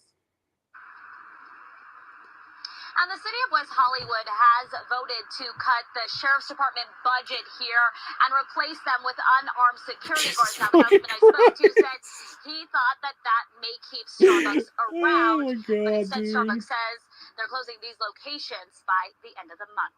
Reporting live, Leslie Marin, KCAL 9 News. Again, they're cutting police budgeting in favor of unarmed security. What the hell kind of fucking nonsense is that, man? And you wonder why they fucking got issues there, dude. I'd also like to point out, by the way, when it comes to this shit here in California specifically, you have one of the biggest anti-gun fucking shitholes in the entirety of America, dude, that is so anti-gun. After the Bruin decision that told them to go fuck themselves, no, you can't restrict people's rights, what do? Let's write 20 more fucking anti-gun bills and put them into law now. It's like, Jesus fucking Christ, dude. And then people wonder, like, why you got an issue there. It's not that hard to figure out, bro. Really not that hard to figure out. By the way, that was not the actual story that I was looking for there, and I'm trying to see if this is the one, because there was some dude in one of these. And I can't figure out which one of these it actually is. But there was some fucking ass clown that was a hardcore leftist dude that reminded me of like pretty much every BLM supporter that was like a white dude basically in 2020, dude. So this might be the one right here. This is also like a 3-minute story here. So we're just going to start grabbing random ones and see if that's the one I'm thinking it was. Right now at 6, you may have to get your coffee somewhere else. Starbucks is closing a handful of locations in LA, calling it a matter of safety. This is NBC4 News at 6. Those stores expected to shut down at the end of this month. Thanks for joining us, everyone. I'm Carolyn Johnson. This is back in July. Chuck Henry. A memo went out to employees today announcing the closure. A dozen locations will be closed in the U.S., half of them right here in Los Angeles County. NBC4's Alex Rozier joins us live right now from Hollywood on the reasoning behind these closures. Alex? Called leftist crime, dude. Starbucks says they are putting employee and customer safety first. That's why they are closing these 6 stores. This one among them at Hollywood and Vine, a location that's on the iconic Hollywood Walk of Fame. These closures here, a big statement by the coffee giant. It is America's most popular coffee chain, and Starbucks now says it's shutting 6 LA area stores due to crime, chronic homelessness, drug use, and employee safety concerns. Yes, really shocking, but I don't blame them. Varian Gray runs his business down the block from the Starbucks at Hollywood and Vine. You know, people get stuff thrown at them, spit on them. I love how they said he runs his business and there's literally just a table with some shit sitting on it. Which kind of makes me wonder, and I assume that guy has to pay for like permitting and shit like that to be having a table on the sidewalk like that because it's fucking California. Typical bullshit like that. Anything, you know, so it's not good. The other locations closing soon are at Hollywood and Western. 2 are in Little Tokyo. Another is on Santa Monica Boulevard in West Hollywood. And the last one is next to the Santa Monica Pier. It's a very difficult problem to solve. Edie Law has lived in Santa Monica for 40 years. I sympathize with everybody. I think the employees have a right to be concerned. The businesses will lose business because of it. And I also feel poorly for the people who are homeless. Los Angeles City Council member Mitch O'Farrell, who has 2 of the impacted stores in his district, said in a statement, Angelenos deserve to feel safe where they live and work, adding, quote, that's why we recently approved a city budget for the fiscal year starting July 1st that hires several hundred police officers to meet our attrition rate. But a spokesperson for the Los Angeles Police Union says some elected leaders are enabling these problems. That's gone. Has been handing out get out of jail free cards faster than Starbucks can make latte. And Call it like it is, girl. The more major companies decide to shut down, pack up, and move somewhere else. Starbucks says they are working to renew their commitment to safety, kindness, and welcoming in their stores. Varian hopes these closures encourage city leaders to get a handle on some of their problems. Oh, they're not going to. It's not good. It's not a good situation for anybody. And as we bring you back out to Hollywood. Okay, that was not the one that I was thinking it was. That was a different one, obviously. But yeah, that woman that was like a city council member, whatever, called it correct, dude. These fucking idiots are like, no, let's go ahead and defund the cops. And then, oh shit, we wonder why the consequences are so fucked. Oh, we did everything to get rid of Orange Man bad, and now we have crazy high inflation and crazy gas prices and a dementia old fucking pedophile in power now. Fuck. But at least the mean tweets are gone, right? Sorry, I had to, man. It just that shit does fucking piss me off, by the way. These fucking idiots, they're like, I don't know. I'm not saying Trump was that much better, but at least we didn't have crazy high inflation and the fucking goddamn Great Depression heading on our heels right now, dude. So okay, this one might be it with this crazy motherfucker and his little weird hat thing. There was one of these videos I saw earlier that I wanted to talk about, and I can't remember which one it was here from LA, so I'm just going to grab a bunch of them, like I said, and we'll keep talking about this shit. So.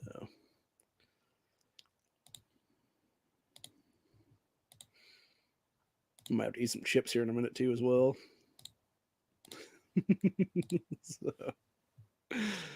But, Oh, yeah, you know, and I wish the baristas could talk because they have some crazy stories, but they can't talk on camera. But so do the customers who say, like you said, people need to care because whether you use or even like Starbucks, this is really about community safety. Watch.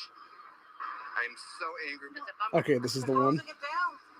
Our thing. Even the homeless are reacting to the The closure of 6 homeless. Starbucks. Yeah, of course they got the Even homeless. busy Hollywood and Vine location. There's a lot of issues with the homeless people coming here, harassing people, throwing stuff on people. We had to go inside. They locked the Starbucks. Okay, this is the one. Customers at the West Hollywood fixture on Santa Monica and Westmount also closing after 30 years at this community, serving people from all over. I already live in an area where there's a lot of closures. So to have something, a corner that's closed, just means a lot of people are gonna set up tents. You can see it Okay, in Antifa. encampments where shuttered businesses result in even more crime, say experts studying the issue. Crime is almost surely going to go up, and because it's post-pandemic, I worry that it's going to go up for a longer period of time. Because the economy has yet to recover. Starbucks customers do say they are getting attacked at other stores as well. This man at a local market. Walking in, thrown into the shopping carts. Thrown in by who? A fucking And junkie? what do? They cut our sheriffs. Yep. And it's just terrible. Yeah, they cut your sheriffs, but who are you voting into office there, buddy? Because I'd be willing to bet 100% this guy's a registered Democrat, dude, in the state of California. He is referring to West Hollywood City Council recently reducing the number of deputies in Recall the their city council. money for unarmed security ambassadors, similar Yeah. to the ones we saw at the Unarmed Hollywood security Starbucks ambassadors. being closed. The question from many customers at every one of the closing stores: Why don't they have security here? You know, this is just. I don't know, Antifa. Why don't they have security there? Why don't you get a fucking job as one of their security guys, dickhead? Maybe you can be their armed security there. Oh, yeah, that's right. Maybe because California is one of the biggest anti-gun shitholes in this entire fucking country, dude. Maybe that's why. Maybe that's why they don't have fucking security there, buddy. Like tea. This is just water and tea, infused tea. It's like 5 something. It's like, I'm sure you have enough money to Water infused tea? Are you fucking for 5 something? Are you fucking retarded, dude? right now, the Starbucks business as it is built today is not set up to fully satisfy the evolving behaviors, needs, and expectations of our partners and customers, calling the closures part of a reinvention, which some experts say may have to do with profit as much as safety. The store itself isn't making money after you factor in all the things you'd have to do in terms of mitigation for like hiring security, putting up cameras. But it is a community that may end up paying with more crime. As long as that remains vacant and foot traffic is down, that's probably not going to be good for crime. The mayor of West Hollywood says she actually uses the Starbucks. She hates to see it go, but she says that they will work with the community to make sure it doesn't become an eyesore. Her full statement, along with the list of closures, on our website at foxla.com. In West Hollywood Live, I'm Christina Gonzalez. Back in the studio. Okay, that was actually the video I wanted to talk about then. So yeah, so you have a fucking guy who's like 100% Antifa and shit like that, dude. And people wonder like why these motherfuckers are doing what they're doing, dude. And it's like, yeah, because you defunded the fucking police, you idiots. That's the whole point. Because you sat there and were like, oh, the police are so fucking racist. And they're like, no, you're just a bunch of morons, dude.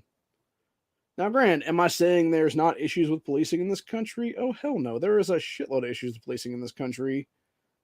But again, you need to have something, whether it be armed policing, whether it be fucking armed citizenry, maybe both even for that matter. And that's the problem right now, dude, is that people don't want to fucking understand, like really the problem is, and this is something I can talk about from the leftist mindset, because being a default Democrat voter in my early teen years and stuff like that, dude, and even early 20s and stuff like that, there's definitely, it's basically it's not really willful ignorance per se. Well, in a lot of cases it is now, but like back then it really wasn't. It was more or less just like sort of like go along to get along kind of shit.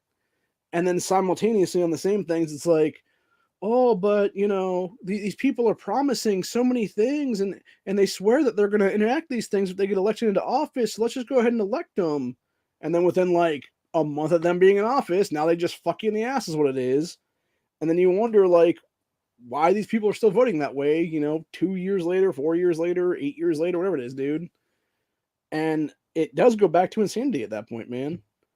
It's these people that want to sit there and fuck around and then be like, oh, well, we don't understand what's causing this issue. And it's like, yeah, it's you as a fucking voter base that's causing this issue, bro. It's the people that you're voting into office that's causing this fucking issue. And it's like, you wonder why there's fucking problems. It's like, that's why, bro. And actually, I want to go back and, before we finish this off today, I want to see if I can find the one from Seattle, Washington here. Because I'm not sure which one of these it is. So I'm going to grab a couple right now. And we're just going to go through them. Because the one had this girl in there that was 100% Antifa, by the way. Like, there ain't no ifs, ands, or buts that she's fucking leadership in one of those groups, dude. Or at least, like, middle management of, like, Antifa types and stuff, dude. Like, she'll be the chick that'll run out there and, like, smack you in the face and then run back into the black bloc is what it is. And then you try to go after her and you got, like, 10 other motherfuckers jumping up in front of her is what it is, dude. That's one thing I noticed a lot with those kind of types, too, by the way, whether it be the BLM, whether it be the Antifa types or the BLM types or whatever the case be.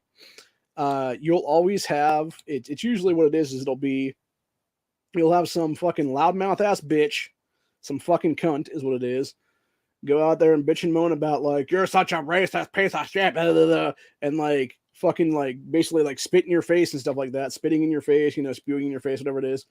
And then she'll like act like she wants to jump up in there or whatever the case be. And then there'll be like 2 or 3 dudes that'll fucking white knight for her and jump in front of her and be like, no, you're going to fight me now. And it's like, fuck you, dude. This bitch wants to fight me. She's going to fucking fight me. You know, it's kind of like that uppercut OG guy from back in the day in Cleveland, Ohio, where the guy was like, the girl's getting all mouthy in his face and shit like that. He's like, you going to jail now? You going to jail now? Wham!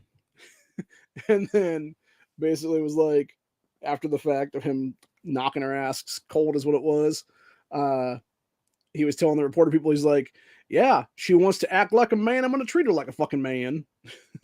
And that's what it is, dude. And again, it goes back to the third wave feminism in this country that goes back directly to cultural Marxism in this country. And it's, you know, the fact that third wave feminism, communism, and socialism are the bastard children of Karl Marx and Marxism. It's the indoctrination of that crap in colleges, dude. And that's why you get the college commies, and that's why you have all the Antifa types nowadays is what it is. So, but anyway, like I said, I'm not sure which one of these is the one that we want to actually watch, or if there's multiple ones that we want to watch here. We're gonna watch a couple from Seattle, Washington area as well. So we got this one of Starbucks closing 5 Seattle stores to crime concerns. This is back in July, by the way, of this year. I'd also like to point out something in that point.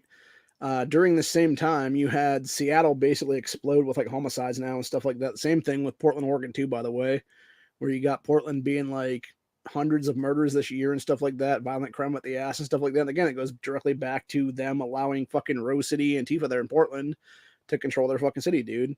And instead of them letting their armed citizens beat the fucking shit out of these fucking people and deal with the fucking problem entirely, no, they'll arrest the armed people is what it is, dude. It's a bunch of shit entirely, man. And then they'll let fucking little cocksuckers like Michael Reinhold and his 11 fucking Antifa and BLM buddies go and murder Aaron J. Danielson. Cops will find Reinhold, kill him, but yet you still have the other 10 or 11 assholes on the fucking streets is what it is, dude. So. Never had a problem with this location. Dante Lombardi walks by this Starbucks in Capitol Hill every day. Oh yeah, here's Capitol Hill. This is The particularly Chaz, baby. more dangerous than anywhere else that in the area. But it's one of 5 Seattle Starbucks that the company cites as a high incident store. If you want to meet up in the neighborhood, it's a good place to meet up. And I'm surprised to hear that it's closing because it seems like a pretty busy location and a lot of foot traffic. We took a look at the city of Seattle's. That baby, that fucking baby man did not want to be on that dude. He's like, this is not my father. Get this man the fuck away from me. We took a look at the city of Seattle's crime map, showing crime data by neighborhood. For Capitol Hill, there have been more than 1,000 crime incidents baby, in the 2022, the chop. ranging from aggravated assault to theft. I do feel really safe. Oh, hey, here's the girl. Here's Antifa. Stores being closed have unionized. Workers at the Union Station Starbucks on 5th. Okay, I'm gonna go back on that one. Theft. I do feel really safe. Yeah, 1,000. 1,000. 5 stores being closed have. I do. One more time now. More than 1,000 crime incidents in 2022. 1,167 crime incidents this year alone in that fucking area, dude. Like I said, this was the fucking Chaz, by the way, 2 years ago, dude. Ranging from aggravated assault to theft. I do feel really safe at my store. 2 of the 5 stores being closed have Antifa feels safe at her store. Workers at the Union Station Starbucks on 5th Avenue aren't buying the company's reasonings. Starbucks cannot put on paper that This they're chick is closing also stores for Antifa? union busting. That's illegal. At least I think this So is they a will woman. find a reason that happens to overlap with union stores. In response to the allegations, I'm gonna call bullshit Antifa. targeting union stores, a spokesperson said, "We apply the same safety standards across all stores, which is why we are closing both union and non-unionized stores." The spokesperson Yeah, also Democrat says hell store pockets. leaders were asked about issues before deciding to permanently close. Workers we spoke to say they were asked about. So I'm gonna jump back on this for a second now. That fucking bus, dude. Like, holy fuck, dude. There is no way in hell I would ever ride a bus like that where it should be 2 buses, dude. That is insane, dude. Like, if that is not welded properly in the middle piece there, dude, you're done, dude.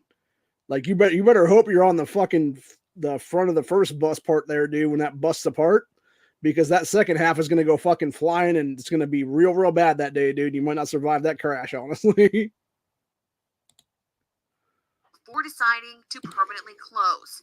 Workers we spoke to say they were asked about safety and told the company they weren't scared. We've also been honestly safer I'm not than ever scared at our because I got store my black recently. block with me. We have 3 different teams of security just because of the way our plaza Wait. is. We have Starbucks 3 different teams of security? Are you fucking... What the fuck, man? And you wonder why you're closing? Yeah, because you're paying out the fucking ass for multiple teams of security, you dumb bitch. And how much you want to bet half that security is fucking Antifa, dude? Back up the reason for shutting down stores. It said it's hard to have data to show a spike in crime because employees are trained in de-escalation and not every incident. Training their employees in de-escalation. The city of Seattle's crime data map for the Chinatown International District, where Mari works, has had 504 crime incidents so far this year. This was traumatizing.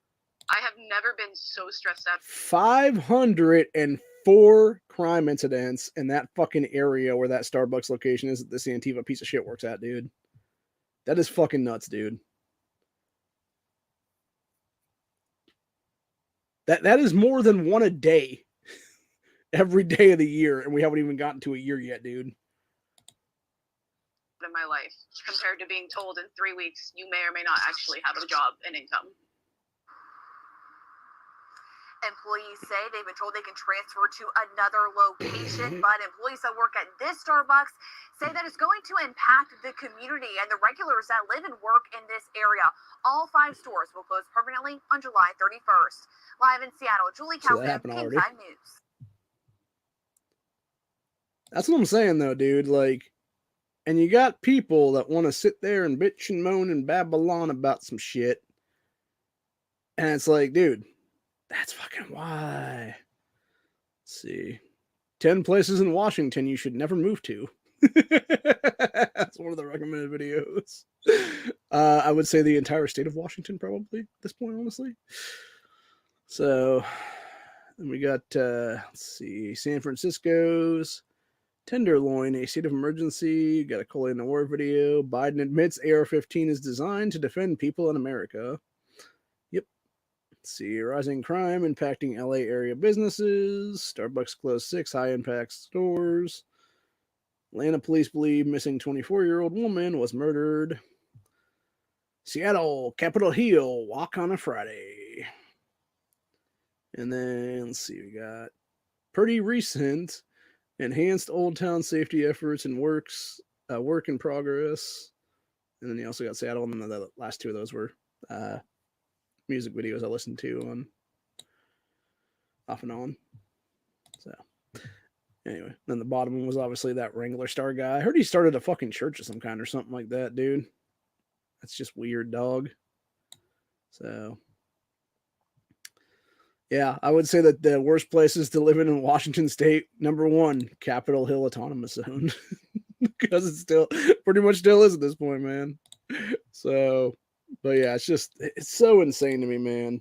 Like, you have all these fucking crazy bastards that want to sit there and bitch and moan about shit, and then these people wonder why they don't have fucking jobs, and it's like, you literally caused this.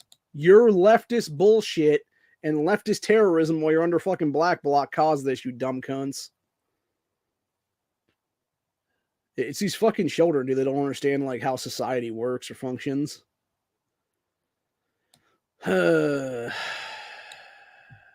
go to Breitbart and see what's going on for a little bit here, because we're already an hour and a half into this shit. See what Obama had to say today by being a fucking cunt. See, Obama claims racism, reason why Americans oppose Biden's open borders. No, it's called safety and security, you fucking commie piece of shit, motherfucking cunt, pedophile, douchebag, asshole, cock. Seriously, Obama's a pedophile and so is Biden. They should both be in prison the rest of their damn lives, dude, for that. Period. And then claims Republicans fear America will change with too many people of darker shades. No, you're okay. Well, okay. First of all, Obama, you fucking lying piece of shit. That has already happened, you fucking asshole. The 1965 Immigration Act, Hart-Celler Act, where you literally had the dudes that were behind it, Hart and Celler, selling out Americans in 1965, telling us straight up, be like, no, there'll never be a demographical shift in America. Yet meanwhile, what is it, 50 plus years later, now you see all this demographical shifts now because of that shit? Now you see chain migration that caused all this shit, you fucking clown. Yeah, you're just a lying bastard, Obama. Go fuck yourself, you fucking commie little fucking Manchurian candidate asswipe cunt.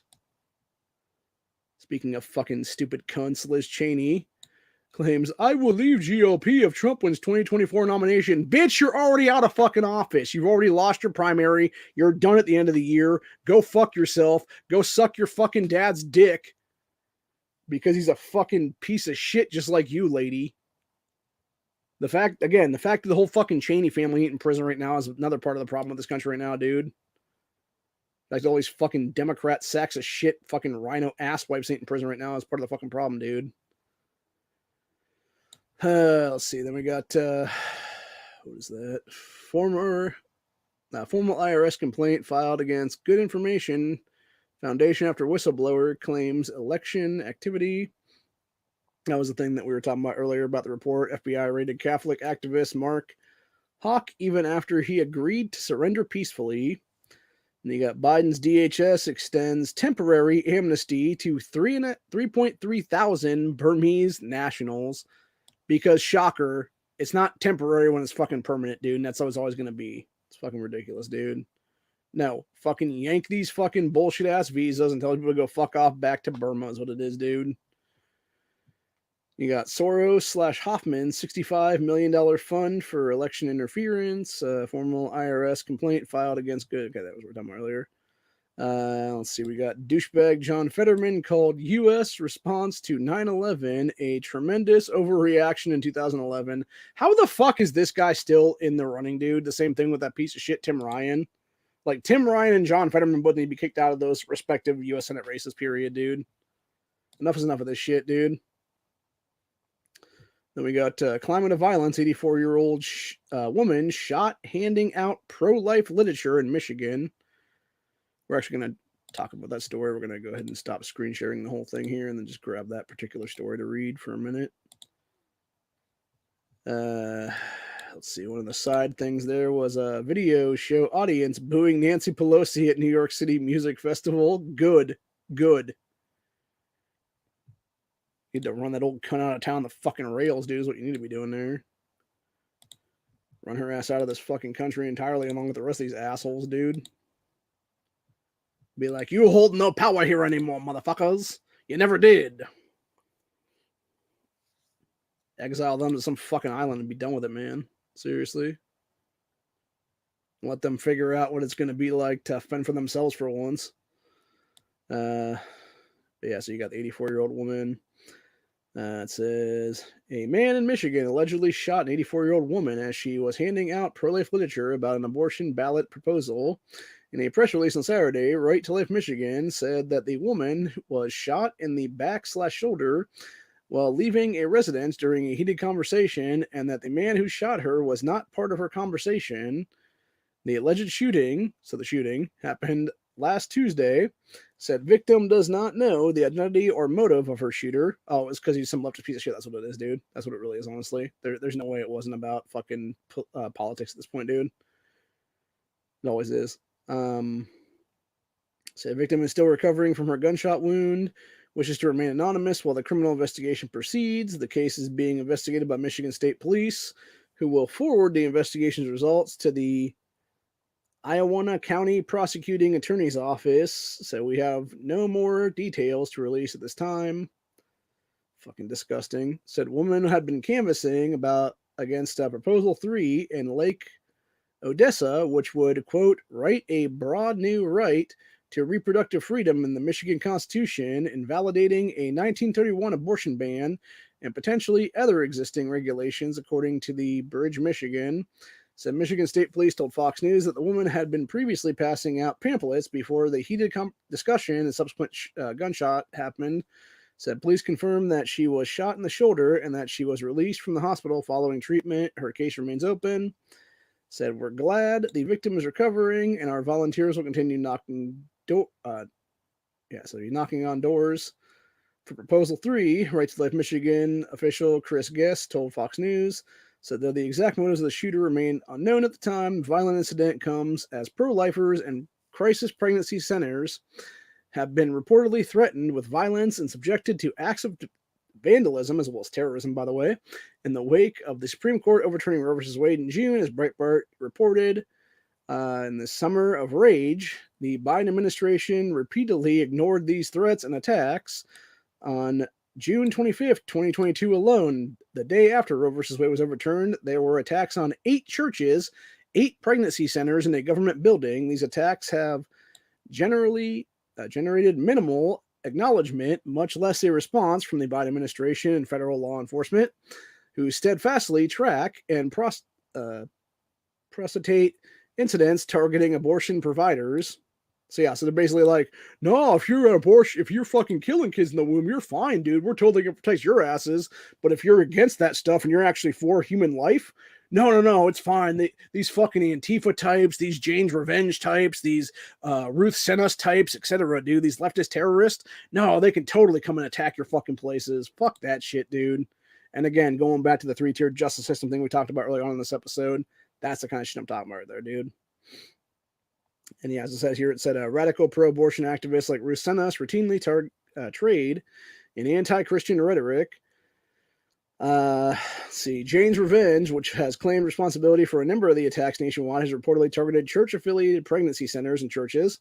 Ruth Sent Us, which made headlines organizing protests at the homes of Supreme Court judges, specifically targeted the 6, quote, extreme Catholics on the Supreme Court, said though Judge Gorsuch was raised Catholic, he is thought to be a practicing Protestant. Said group encouraged followers outside of Washington, D.C. area to demonstrate, quote, at or in a local Catholic church.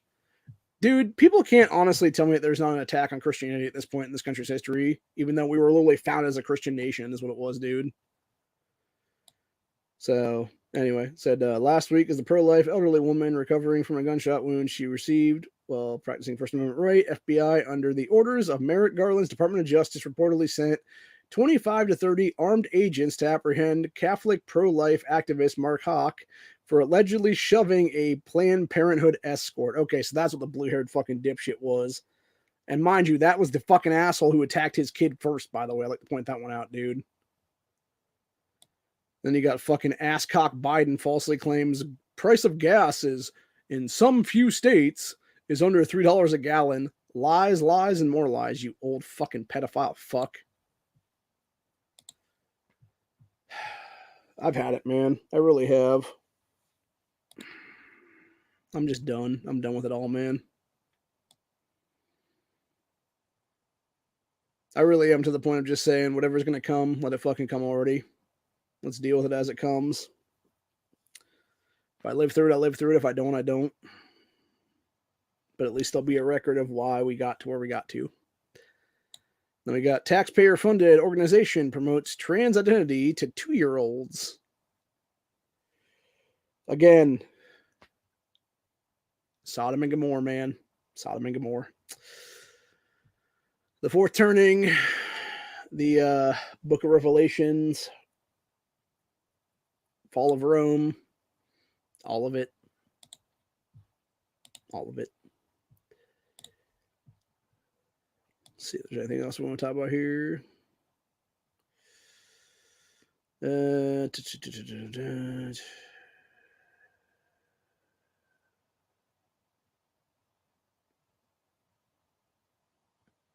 Oh, we got Hurricane Ann's about to hit Florida here. We got Florida sees first mandatory evacuations in anticipation of Hurricane Ann. Hopefully that's not like Hurricane Andrew back in the 90s, dude, because that one was real bad.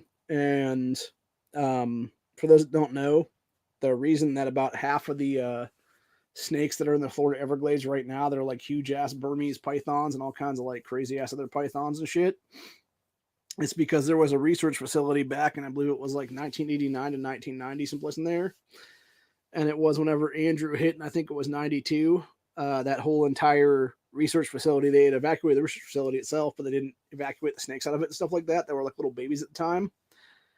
And so that place basically got decimated like a motherfucker during the hurricane, and you had all these little baby snakes fucking escape out of it.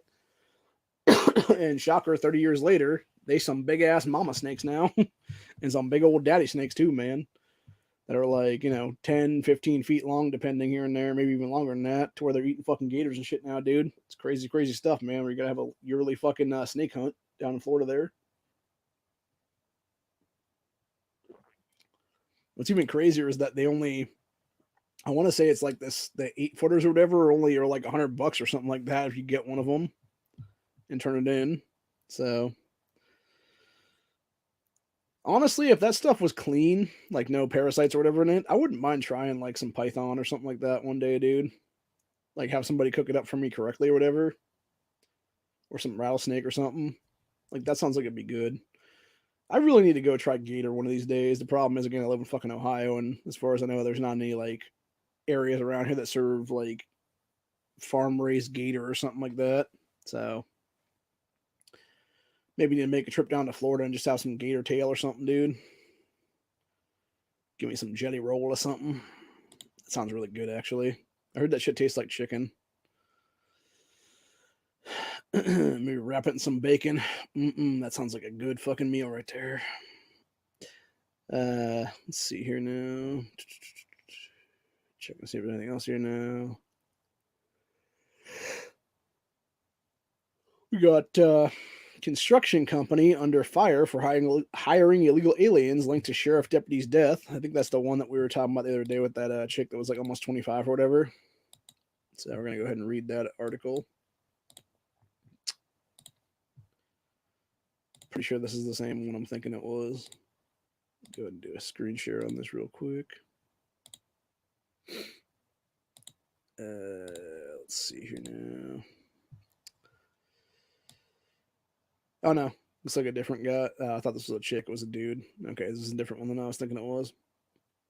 So the construction company that employed a number of illegal aliens is coming under fire after one of their illegal hires killed Pinellas County, Florida Sheriff's Deputy Michael Hartwick, and another helped cover up the incident. So I'm guessing it was probably Fat Boy at the top was the murderer, and the guy at the bottom was probably the one that helped cover it up, or vice versa. I don't know. Whichever. Doesn't really matter. So reported 32-year-old illegal alien Juan Ariel Molina Salas from Honduras. Of course he was. Has been arrested and charged with killing Sheriff's Deputy Michael Hartwick in a hit-and-run crash as the deputy was working detail on a construction site. Said police allege that piece of shit Juan was operating a large front loader that hit and killed Hartwick. Said with many illegal aliens working on the construction site, he took off from the scene and gave his hard hat and vest to another illegal alien named Alistar Alejandro Gomez Zalertas. What's the double last name of these fucking people, dude? I think it's something weird in those countries where it's like mom and dad or something is what it is. Articles of clothing. What a fucking scumbag, man. Said the first guy was arrested wasn't arrested until nearly 10 hours following the fatal hit and run, partly because so many illegals on the construction site were uncooperative with investigators. It said second guy and others at the work site provided false names. They were hindering the investigation, not giving us answers to the questions that we needed. Fucking ridiculous, dude. Oh wait, no, I'm sorry. That was the sheriff, Bob. I don't know if pronounce that guy's last name. Let's just say Sheriff Bob. Yeah, Sheriff Bob said about them doing the illegals doing fake names and shit like that. Said Georgia-based company Archer Western, a subsidiary of the Welsh Group, hired the illegal aliens as part of a construction project contract with the Florida Department of Transportation. So basically, the Florida's version of ODOT. Let's see. Said executives said that they were fully cooperating with the Pinellas County Sheriff's Office in their investigation into Hartwick's death, and FDOT officials confirmed that Archer Western screened the illegal hires through the federal E-Verify system where they were cleared, apparently using false documents to gain employment. Again, this is why we have to close our fucking borders, period, and stop letting these fucking people in our fucking country, dude, because they're just going to lie and create fake documents, man. So yeah, even the E-Verify system don't fucking work when you have people being able to use fake documents that look real and just get past the fucking screening process, dude. Says as a result, FDOT officials said that they were launching a quote internal review of the construction project contract. Construction has been halted for the time being. Says FDOT and its contractors follow strict hiring procedures. Agency told local media. So while it appears that these hiring procedures were followed, including a federal E-Verify clearance check, individuals in question passed these federal clearances. The department is initiating an internal review on the project contract. FDOT will also continue to support law enforcement efforts, and the investigation continues. Florida Governor Ron DeSantis said the case is indicative of how illegal immigration impacts American citizens. Yes, it is, Ron. He said if this individual's illegal status played into his decision to try to cover up this incident. It underscores just one of the harms that our state faces because of federal government's open border policies. The state of Florida is not a sanctuary state, and illegal immigrants are not authorized to work here, DeSantis continued. For reasons such as this, we will continue our lawful efforts to interdict and relocate illegal aliens. Damn straight, brother. Dude, I'll tell you what. Like, honestly, fucking DeWine needs to grow up here in Ohio and do the same fucking shit, dude. Just start sending these fuckers to fucking Biden's front door, basically. And be like, no, we're not going to take your fucking illegals anymore. All these fucking Somalians that Obama dropped on us, we're dropping them back on you, fucker. Et cetera, dude. And being done with it. So, anyway. Let's see here. We got fact check. Big Tech doesn't hate the JCPA cartel media bill. Or media cartel bill. We talked about it the other day, by the way. The media cartel thing. Where it basically be them silencing people like myself. Yeah, and then we got shock, mob, ransacks, Philadelphia, Wawa. 100 teens damage store, stealing, breaking, trashing. Video. Accused robbers steal man's $35,000 watch in New York City. That's a different story entirely, but yeah. Like, again, first of all, who the fuck wears a $35,000 watch around, number one? Number two, in New York, are you fucking in New York State, period, dude? Like, are you fucking retarded? Like, I mean that seriously. Is this guy fucking retarded? I think so, honestly. So, let's see. You got Hollywood embraces McCarthyism, apparently. Oh, let's hope so on that one, dude. This is a story I just saw pop up here. Go ahead and do a screen share on that one. We got Alec Baldwin might be facing charges finally for the Rust murder. About fucking time. He needs to, honestly, dude. Everybody needs to in that situation. Yeah, you got Alec Baldwin. 3 others could face charges imminently in Rust shooting within weeks, if not days. He fucking better, dude. This dude better go down for first-degree murder. Everybody else involved better go down for, like, at least second degree, because if they don't, there is no justice system in this country, dude, for what happened to Helena Hudgens.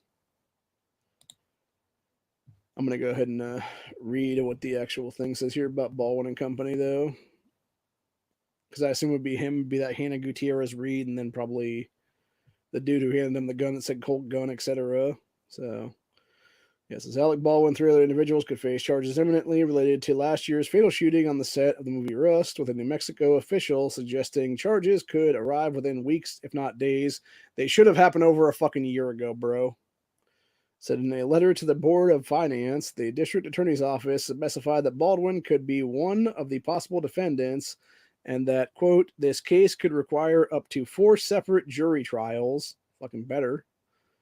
Let's see. It said Baldwin discharged the gun that killed cinematographer Helena Hudgens on the Rust set in late 2021. Actor has repeatedly claimed he didn't pull the trigger, even though he fucking admitted to pulling the trigger at one point.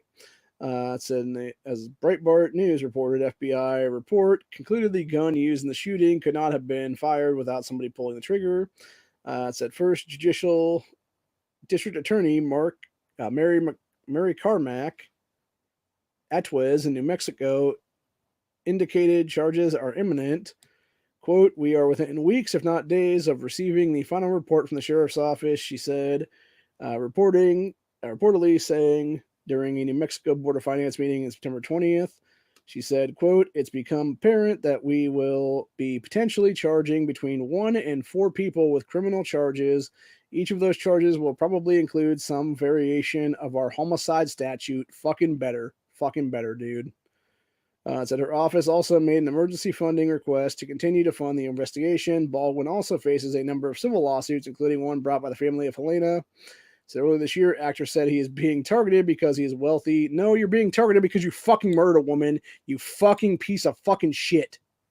Fucking cunt, pedophile, fucking old fuckboy. You anti-gun asscock. So this week, Baldwin welcomed his 7th child with wife, Hilarina Baldwin, in his 8th overall. This dude needs to have, seriously, fucking Give Alec Baldwin a vasectomy #1 is what it is, dude. And then go down the road from there on this motherfucker, dude. Seriously, fuck this fucking guy, dude.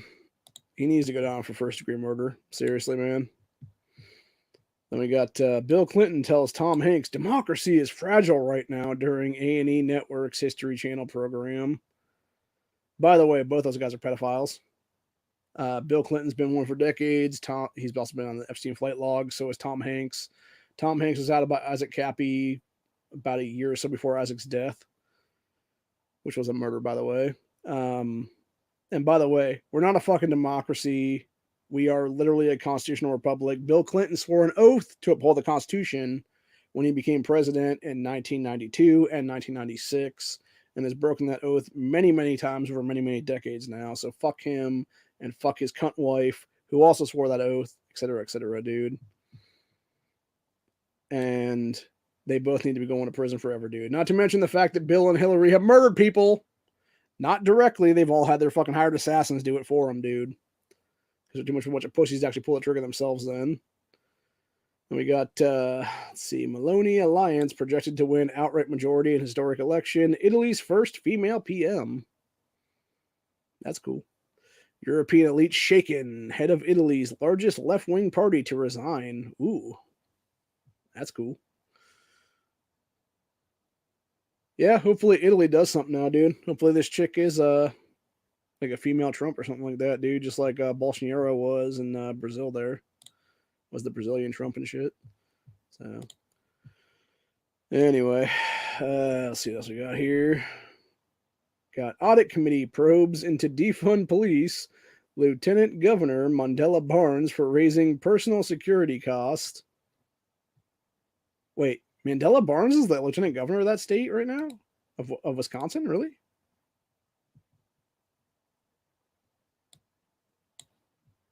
I didn't realize he was lieutenant governor of Wisconsin right now.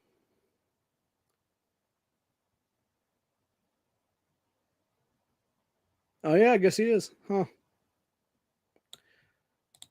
I'm thinking now, isn't Tony Evers the piece of shit governor of that state, if I'm not mistaken? I believe so.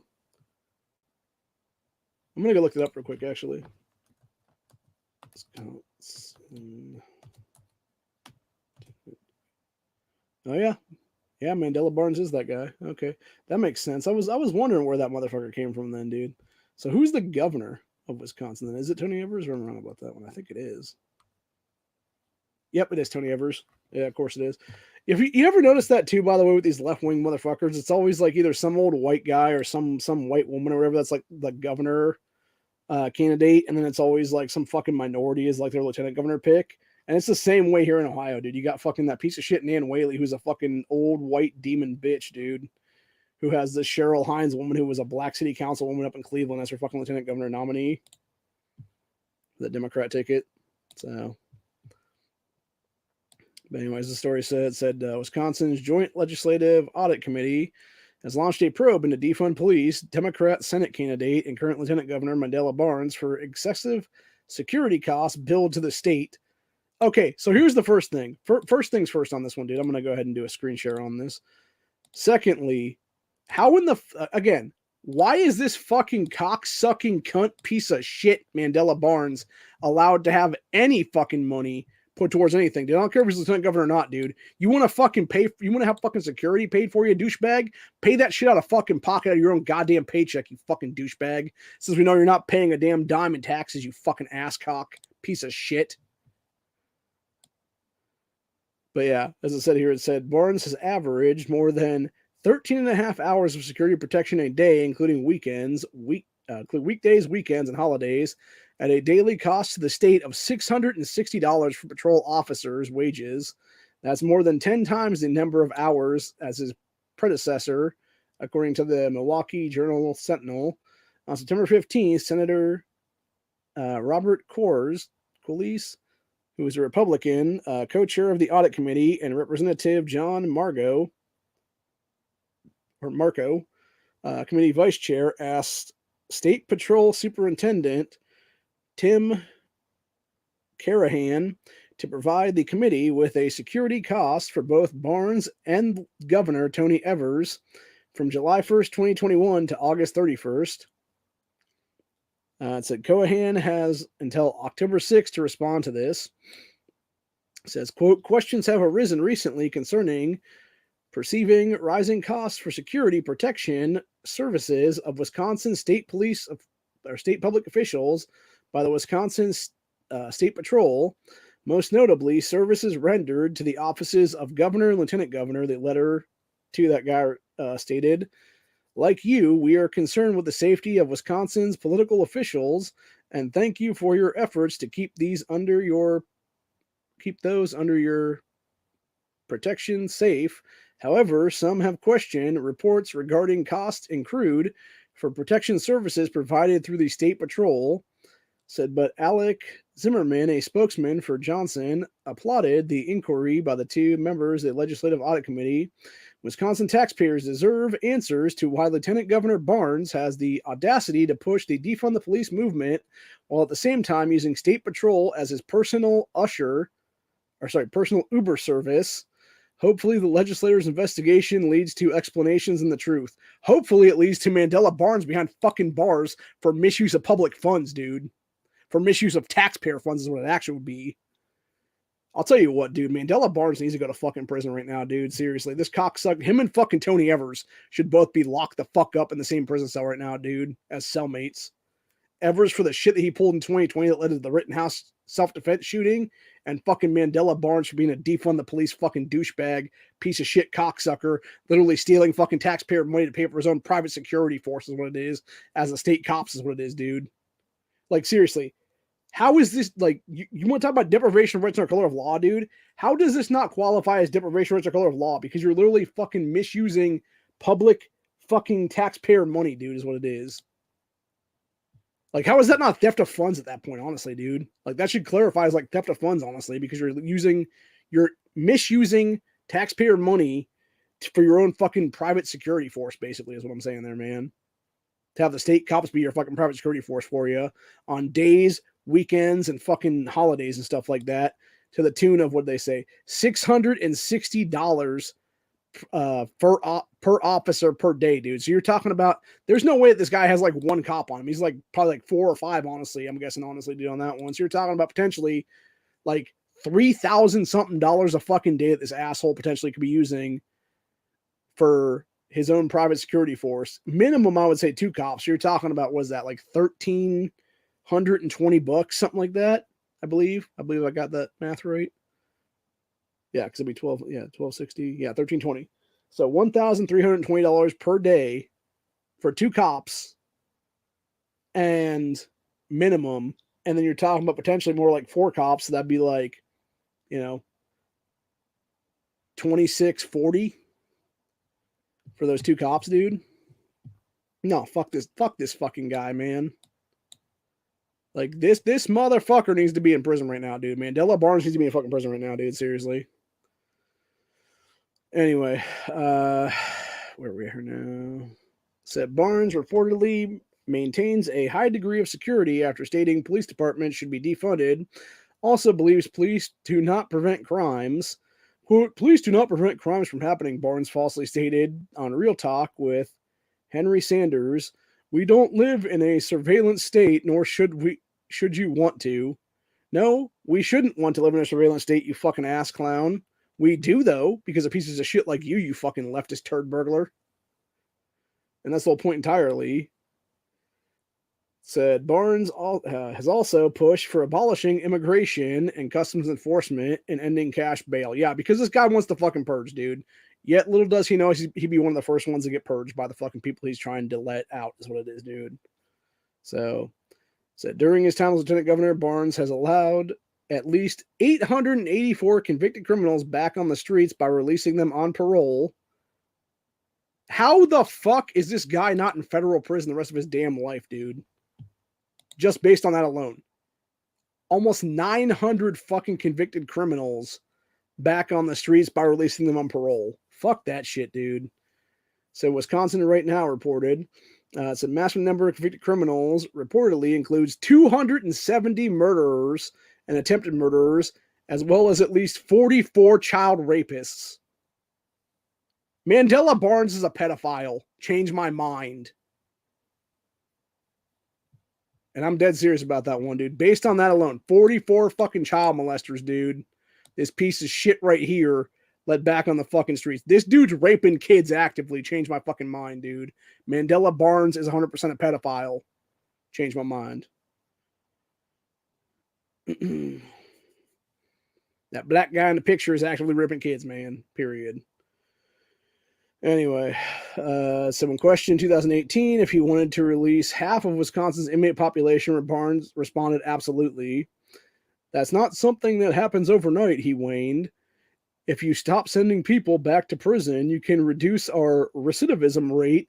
If we drop the way, we sentence non-violent offenders, over time the prison population will be half of what it is right now.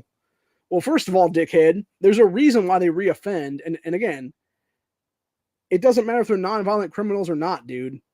Like, I guarantee this douchebag is talking about hardcore fucking drugs as non-violent criminals, dude. If you're selling fucking fentanyl to people, dude, that's a fucking violent crime, bro.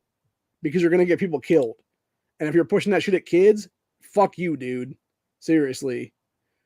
Said Barnes, who also was elected as Lieutenant Governor in 2018, is one of many radical Democrats running for office in 2022, though he reportedly does not think of himself as a progressive Democrat anymore, to appear less polarizing to the race against current Senator Ron Johnson. Hopefully Ron Johnson wins re-election in this race, dude, and it wins by a lot. Not that I like Ron Johnson at all. I think he's a piece of shit, too, and he needs to get the fuck out of there as well, dude. He should have been primaried a long time ago. The entire point is we don't need Mandela Barnes' fucktard ass taking a U.S. Senate seat right now, dude. Said recent polling shows Johnson has surged past Barnes in many recent polls, leading now by 4 points. He has also he had been leading Johnson by a moderate margin, but Barnes' radical record seems to be hurting his election chances. Good. Like I said, this motherfucker, Mandela Barnes, just like that fucking piece of shit, Tim Ryan, and just like that fucking asshole, John Fetterman, all three of these fucking commie cock-sucking Democrats, dude, need to be tossed the fuck out of these U.S. Senate races entirely, dude. And Barnes is just the latest of the three that needs to be fucking chucked out, man. Needs to be 2 white Dems and a fucking black Dem, dude. Fuck all three of those douchebags, man. Seriously. Then we got piece of shit Democrat Cindy Axe, current Congresswoman, admits to lying to House clerk to proxy vote. Again, why is this bitch still in Congress, bro? Like, my God, man. These people are actively committing crimes in front of our faces and not being held to fucking account. And then people wonder why there will be violence at some point, dude. People wonder why we're heading towards the Second American Revolution, Balkanization, Civil War, whatever the fuck we're going to head towards right now, dude. Definitely a Great Depression for sure.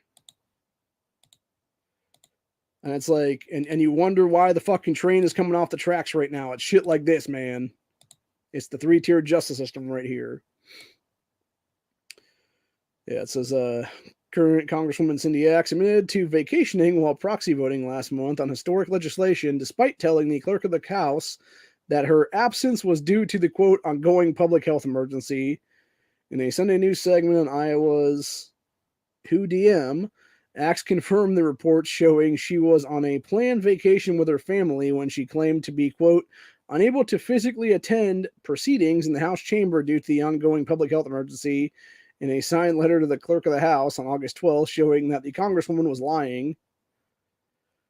I remember a time in history, and this is back, what was it, 500, 600 years ago, where they used to cut people's tongues out for lying, dude. I'm just saying. You know? Then we got possible beer shortage as inflation troubles Americans. Now they're coming after my drink, man. Nah, I'm just kidding. I don't drink piss water. So,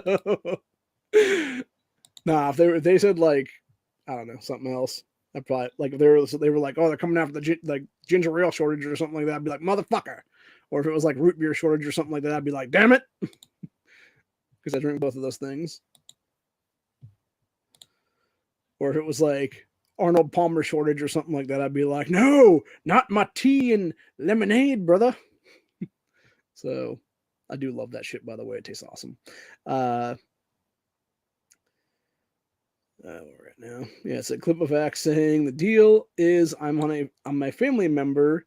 I'm a mom of 2 boys and my husband. We had August session where we were out of the session here, and I had a trip planned for 8 months and paid for because that was the only time that I could go because we were out of session. Said now Senate finally got their act together. We were able to pass something a year after we passed in the House, and then emergency vote was called. I was gone. I wanted to make sure I voted so Iowans can have a voice because we need the Inflation Reduction Act for these people, and we needed to make sure we have the vote. Fuck you, cunt. No, we don't need your fucking Let's Inflate America Act, you fucking dumb whore. And that's the thing. This is what I hate so much, dude. And there was one Republican member that recently that said something about how these fucking bullshit things like Inflation Reduction Act or Protect Our Kids Act or whatever the case be, there should be a law against them calling this shit that, dude. And there really should be, honestly, dude. And like I've said before, dude, honestly, if we lived in a just society right now, any of this shit, the second these people fucking vote on this shit, it's fucking fucking handcuffs locked on their asses, and they're fucking perp walked the fuck out of Congress, where the fuck they're currently a representative of, is what it is, dude. And they'd be fucking gone then, is what it would be, dude, because they'd be hauled out to fucking prison where they belong for deprivation of criminal law, is what it is, dude. Said previously reported Axe in a letter to clerk to grant authority to her Democrat ally, Representative Jennifer Wexton of Virginia, to cast her vote by proxy and pass the $700 billion Inflation Reduction Act, which passed by a 13-vote margin, 220 to 207. Fuck that shit, dude. No. Fuck you. Fuck your bullshit. Fuck proxy voting entirely. Something that fucking cocksucking piece of shit Tim Ryan has done over 60 fucking times this year alone. Probably more like 100 now that he's done it a bunch more since then, dude. Because he's been campaigning all over Ohio for the past 2 months now. And it's like, nah, dude, fuck all these fucking people, seriously. Like, I'm oh my god, dude. I don't think we can put our way out of this, dude. Like, it really is time to just balkanize and say, fuck you. We're not paying your taxes anymore. We're not paying anything to you fucking federal government. Go eat a dick. You want to come fucking after us, dude? Better fucking come hard, dude. Is what it is. Be like, you want to fuck me? I'll fuck you right back, bro. Is what it is. I fuck like the government, man. Hard and long. But anyway. Yeah, so following the passage of that bullshit legislation, Axe's official Twitter account operated at taxpayers' expense read, passed, I just voted yes on the Inflation Reduction Act, a historic bill to lower healthcare costs, cut prescription drug costs, lower the cost of energy, and much more. Except it raised all those things, you fucking worthless cunt. Said members also allowed to proxy vote, which means that one member of the House can cast a vote on behalf of an absent member starting in 2020. Fuck that, like 2 years ago. Oh my god, now we understand why the fuck they shut us down for a year and a half, dude. Now we understand why they shut our government down for months is what it was, dude. Was to pass this kind of bullshit. The fucking proxy voting fucking garbage, dude. Said fucking cunt Nancy Pelosi has extended proxy voting multiple times with the current extension going until November 10th after the midterm election. Fuck that. Fuck her. Fuck all these Democrats, dude. Arrest them all. Lock them the fuck up. And throw away the fucking key, dude. It's as simple as that, really. It's time to take back this country, dude. Once and for fucking all, man. Says each time Pelosi has cited the, quote, public health emergency due to corona. However, there has been controversy surrounding the ability to proxy vote. Some insiders believe it is a way for the speaker to allow vulnerable members to campaign, exactly, Tim Ryan, etc., while others argue that proxy voting is unconstitutional because it fucking is, dude. Because you are literally, the whole point is, dude, how the fuck is proxy voting itself not taxation without representation at this point? The entire point of taxation without representation from our founding fathers, from the Constitution itself, was to have an actual say in your government by having a representative represent you. You cannot have that when these fucking commie pieces of shit, dude, aren't even in the fucking session to vote. And it's like, no, you're not representing us, you fucking piece of shit cunt. You're not representing the people of Iowa when you're literally voting against their fucking interest by voting for this fucking garbage ass legislation that's literally funding fucking money back in your pocket through Big Pharma, you fucking. Oh my God. There's other words I want to say right now, but I don't want to get fucking channel strikes, is what it is, dude. And it starts with a D and it ends with an E. Because Cindy Axe looks like she could be one of those people that has like a beard husband, honestly, dude. So, anyway. Let's see. It said, Mike Berg, a spokesman for the National Republican Congressional Committee, the RNCC, said Axe prioritized her vacation to France over representing Iowans in Congress and then lied about it. Axe will have plenty of time to enjoy the French Riviera when voters fire her this November. They fucking better, dude. They fucking better throw this fucking piece of shit fucking cunt Cindy Axe the fuck out of office, dude. For real. Anyway, said last week the House Republican leadership unveiled a GOP members at a conference meeting the party's new, quote, Commitment to America agenda, a core set of policies designed to help them and their candidates communicate in the GOP's version effectively in the midterm elections. Last session of the policy agenda says the GOP would end the use of proxy voting for members of Congress, in addition to pushing for election integrity measures, including voter ID and poll watchers. Well, kind of hard to have poll watchers when you have people put up fucking tape and random fucking pieces of paper to stop poll watching in 2020, dude. And you fuckers don't audit the elections then, you fucking douchebags. And then they fucking actually certified Biden's whole thing, man. So, yeah. Yeah, as this person said a few hours ago, it said Cindy Axe lied. Nothing will ever come to hold her to account, dude. Like I said, this is the kind of shit that needs to be mandatory ass fucking booted out of office, dude. Like, this is exactly what I've said for well over a year now, and honestly for several years now. Why we need a 20th Amendment to the Constitution that includes automatic disqualifications both from office and from running for office. And it would be shit like that right there, dude. It's like, and I would say it like this right now, honestly. Anything that would directly violate your constitutional oath to office, whether it be you being running on an anti-gun platform or a fucking pro-choice platform or anything like that, dude. Fucking anti-life is what it really is, honestly. Or whether it be shit like this where you're admitting to lying about fucking proxy voting and stuff. Like, no, you're gone. You're gone from office, bitch. Like, here's a box of your shit from your office. Here's your fucking nameplate on top of it. You no longer have fucking any office in this Congress or any other Congress for that matter because you're fucking fired. And it's as simple as that, dude. And it's just like the same thing with running for higher office, like those fucking pieces of shit like Amy Klobuchar, her demon ass, or fucking Elizabeth Warren or Bernie Sanders, etc., Cory Booker, all those douchebags when they were running for the 2020 nomination for president, dude. Right then and there, within less than 72 hours, they should have been gone from office, dude, under a running for higher office act. They should have been like, no, you're running for the presidency, go fuck yourself, you're done here. Same thing with that sack of shit Jay Inslee as governor there in Washington State, dude. It should have been like, nope, you're done, dude. You are no longer governor of this state, go fuck off. We're having a new governor's race right now is what it is. So, we got Chicago Elderman claims many Democrats doing great pivot from pro-criminal policies. Got Ron DeSantis, 25,000 linemen ready for power outages in Florida. I'm assuming that's from the hurricane and stuff. Good for him, man. Good for him for having that shit ready. That dude really does need to run in 2024, and Trump just needs to back his ass is what it is, dude. Trump just needs to be like, no, I'm not going to run for election again. I'm going to back Ron DeSantis and hopefully Kristi Noem ticket and be done with it, dude. Or Noem DeSantis, whatever it is, dude. I don't care, honestly, at this point. Or whoever the fuck Ron DeSantis picks as lieutenant governor, I don't care, honestly. Or not lieutenant governor, as his vice president. Like, I don't care which one it is, dude. Like, DeSantis should be the fucking representative at this point for the Republican Party, dude, because he's getting shit done right now in Florida, and he only has a couple more years until he's out entirely from just term limits in 2026 then. So, anyway,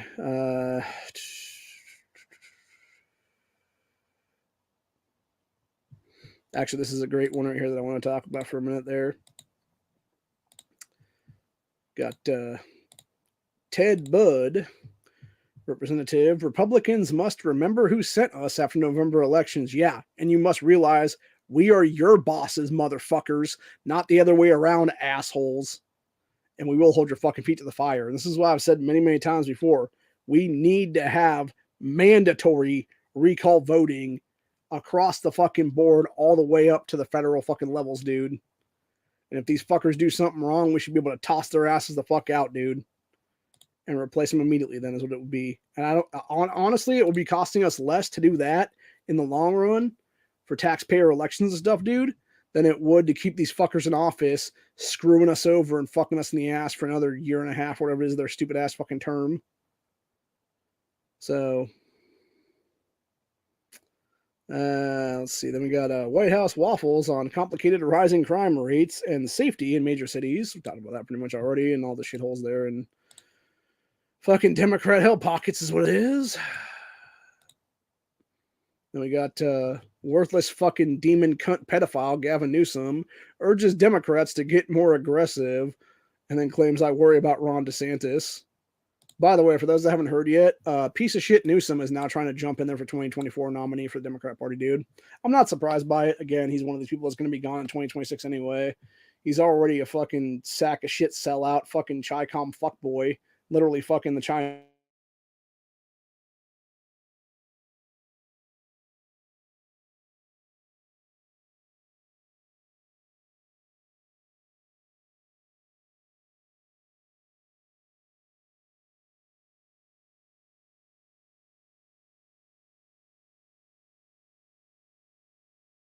Do your fucking job or don't have one is what it is, dude.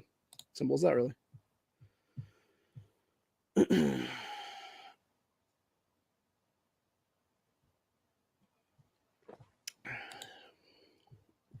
Now my signal just shot out for a sec there. I need to start closing out some of these tabs right now. All right. Close that one out real quick. Get rid of that Axe one.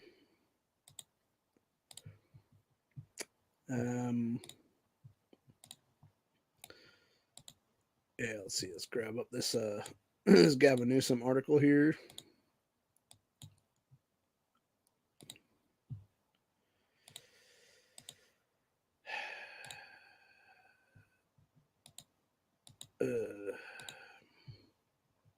Yeah, it says Newsom urges overhaul of Democrat strategy. Fucking pedophile piece of shit. The fact that this guy is not in handcuffs after he mass murdered a whole bunch of Californians in 2020, dude, is everything wrong with this country, honestly, dude. This guy should have been given a military tribunal a year and a half ago for crimes against humanity, dude. And the same thing with Gretchen Whitmer, the same thing with fucking Tom Wolfe in Pennsylvania, the same thing with fucking Janet Mills in Maine, the same thing with Jay Inslee in Washington State, same thing with Kate Brown in Oregon, et cetera, dude. It says California governor urges overhaul of Democrat strategy. Says Sacramento, California. Governor Gavin Newsom called for an overhaul of Democrats' political strategy on Saturday, saying the party is, quote, getting crushed by Republicans in part because they are too timid, often forced to play defense while Republicans dominate with illusion. No, you're not playing fucking defense, dude. You're literally ending human life permanently, you pedophile fuck. And that's what the problem is that a lot of Americans have with your dipshit ass, dude. Not to mention you're trying to put people on permanent lockdown and be a tyrannical fuckboy piece of shit. And that alone, the fucking lockdown stuff, dude, should have seen every sitting governor pretty much in this fucking country, save a couple, in prison after that shit, dude. And the same thing with a shitload of general assemblies on that matter too, man. Especially California's. Anyway. It said speaking with Texas Tribune Festival in Austin. Why the fuck is this guy even in Austin, Texas, dude? Why the fuck is Newsom even in Texas, dude? You're a fucking California governor, asswipe. Keep your shit in California, you douche. Anyway, so speaking at Texas Tribune Festival in Austin, Texas, territory of Governor Greg Abbott. So one of Newsmax's chief political fools, Newsom was careful to praise current party leaders like Biden and House Speaker Pelosi, his aunt, by the way. Those who don't know, Gavin Newsom is literally, he would be the step-nephew, I believe, of Nancy Pelosi because it was his, her husband is his mother's brother or something. I forget exactly how it goes there. It's something real weird. Yeah. And of course, Paul Pelosi is Nancy's second husband. So, but anyway, as I said here, said Newsom said that mantras that may have worked for the party in the past, like Michelle Obama's fabulous whip, when they go low, we go high, except for the fact that Eric Holder said it right. When they go low, we kick them. It simply don't work today because, quote, that's not the moment we're living in right now. These guys are ruthless on the other side. No, they're not. They're spineless fucking cowards for the most part. These rhino sacks of shit, dude. Said, where are we? Where are we organizing? Bottom up, a compelling alternative narrative. Where are we going on the offensive every single day? They're winning right now. Yeah, because we're sick and tired of your leftist bullshit policies, dude. Go fuck yourself, Newsom, you cunt. So Newsom said that's why, even though he is running for re-election as governor of California, he has been spending some of the millions of dollars in his campaign account on TV ads in Florida urging people to move to California, newspaper ads in Texas decrying the state's gun laws, and putting up billboards in 7 states urging women to come to California if they need to have need to kill their kid in the womb is what it is, dude. Which, I'm sorry, how are you not incentivizing mass murder at that point, dude? Like, if you're putting up billboards in 7 different states, dude, urging pregnant women to kill a kid in the womb in California, how are you not advocating for fucking mass murder of the unborn, dude?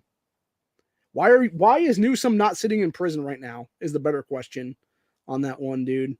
Again, it's because he's a fucking Democrat and these fuckers' feet are never held to the fucking fire and their hands never locked in fucking handcuffs and thrown in the prison cells where they damn belong, dude, is what it is.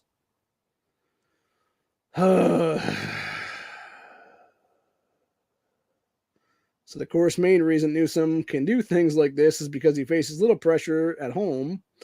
Newsom is likely to cruise into a second governor term in California in November, facing a little-known and underfunded Republican challenger 1 year after defeating a recall attempt. He didn't defeat shit, dude. And again, we can't actually talk about that on this fucking site because, again, it has to do with 2,000 mules and fortification of things. But yeah, that dude did not win legit, is what I'm going to say on that one, dude, and I'll leave it at that.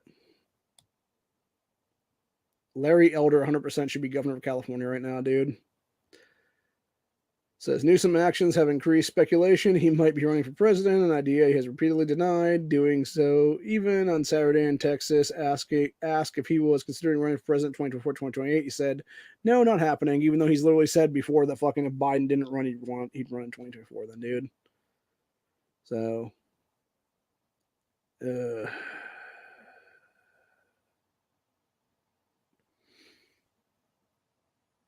yeah, and apparently dumbass Newsom was quoted as saying Biden's first 2 years in office have been a masterclass on substance and policy. This person said he is either the biggest liar on the planet or the stupidest person alive, likely both. Yeah, Newsom is a dumb motherfucker, dude, for real. Like I said, he's already sold America out for like $1 billion to the fucking China that he took from the Chinese, dude. So,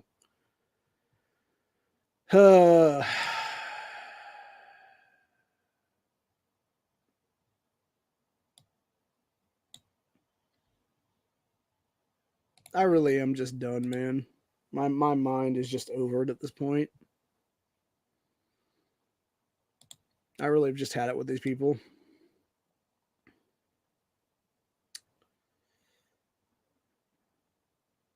Oh shit, Putin grants Russian citizenship to Edward Snowden. That's a big one right there, man.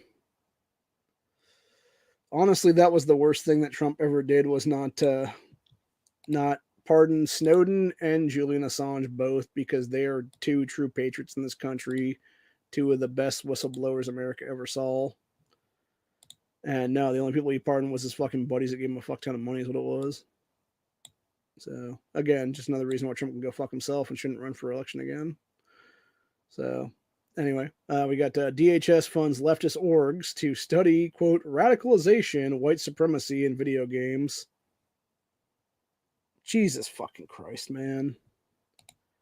I don't know if y'all have heard about that or not. There's a shitload of fucking, I think it's FBI agents right now that are supposed to be going after quote unquote white supremacists in America, and they can't even find enough. And there's so many agents that there's like double the agents for every one of these people. Is what it is. Instead of them going after actual people that are, fucking child rapists and peddling child porn and stuff like that, dude. So, let's see, 61% of voters say Biden's economy is in recession. Oh, it's heading towards a Great Depression, bro. Like I said.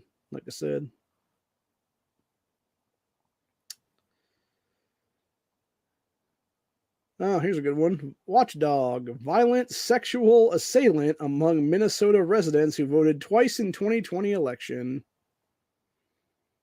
Interesting. We are going to go ahead and screen share that just to confirm that that's a thing. Which is right here. This guy.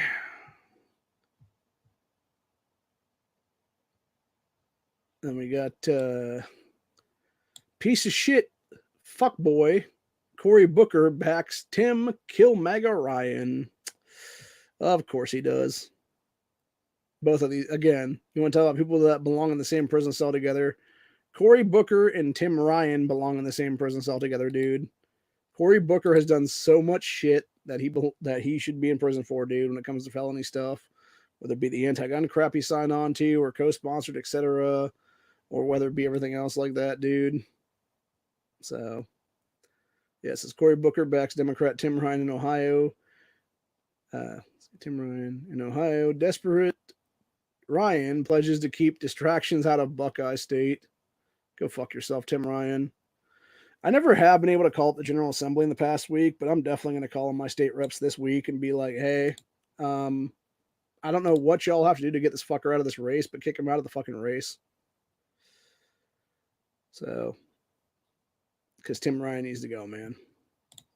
His rhetoric alone, the fact that he helped murder a fucking kid by accessory, by calling for the shit, enough is enough, man. Yeah, it says Cory Booker backed Tim Ryan in Ohio for his run for open Senate seat after Ryan pledged to keep distractions out of the Buckeye State and attack Republican J.D. Vance for needing out-of-state help. Yet the fact that Tim Ryan's entire fucking Act Blue fund is coming from out-of-state fucking mega donors, dude. He can go fuck himself. So when Florida Governor Ron DeSantis and Trump visited Ohio to support J.D. Vance's U.S. Senate campaign, Ryan attacked Vance multiple times, claiming that he himself did not need any outside support while the Republican did. So Ryan and his campaign have claimed numerous times not to need or want campaign surrogates, yet Hillary Clinton, etc., is funding his fucking campaign right now. So anyway, gonna go ahead and do a re-screen share of what I'm actually reading here. So let's see, there we are. Yeah, it said May 4th, Ryan said on Fox News that he wanted to be, quote, the face and the voice of his campaign and did not want any distractions during the same appearance. Let's see, during the same appearance. He added, I don't need anybody to prop me up like J.D. Vance did to drag him over the finish line. It's August 20th. Izzy Levy, Ryan's spokesperson, told the Vindicator that Vance is, quote, leaning on out-of-state allies like Ron DeSantis and Mitch McConnell. Vance should stop bringing people into Ohio to do his dirty work.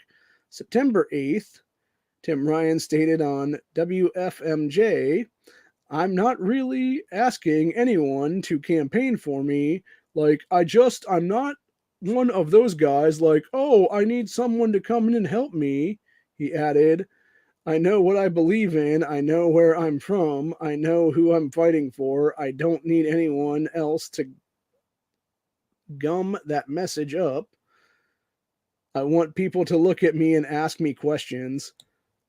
then why the fuck are you not actually doing your job in Congress, dickhead? Maybe because you're a fucking piece of shit, Tim Ryan. Maybe because you're a proxy voting little fuckboy. Fucking cunt.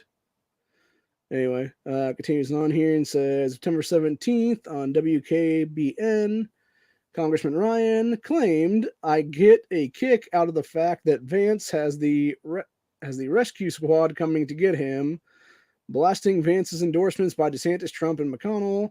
Ryan continued, you got to bring in the rescue squad. I'm here on my own. Bullshit, dude. No. You are... Okay, I'm going to go in a second here and look into the fucking people that are backing Tim Ryan right now, dude. And it's everybody from Hillary Clinton to every fucking Democrat in this state to everybody else out of state, dude, including fucktards like that piece of shit Fred Gutenberg, the fucking asscock fucking Parkland dad who's a fucking anti-gun sack of shit, dude. And those were people that were backing this fuckboy during the primary too, by the way. I'd like to point that one out as well, dude. It was all kinds of out-of-state support this asswipe had, man.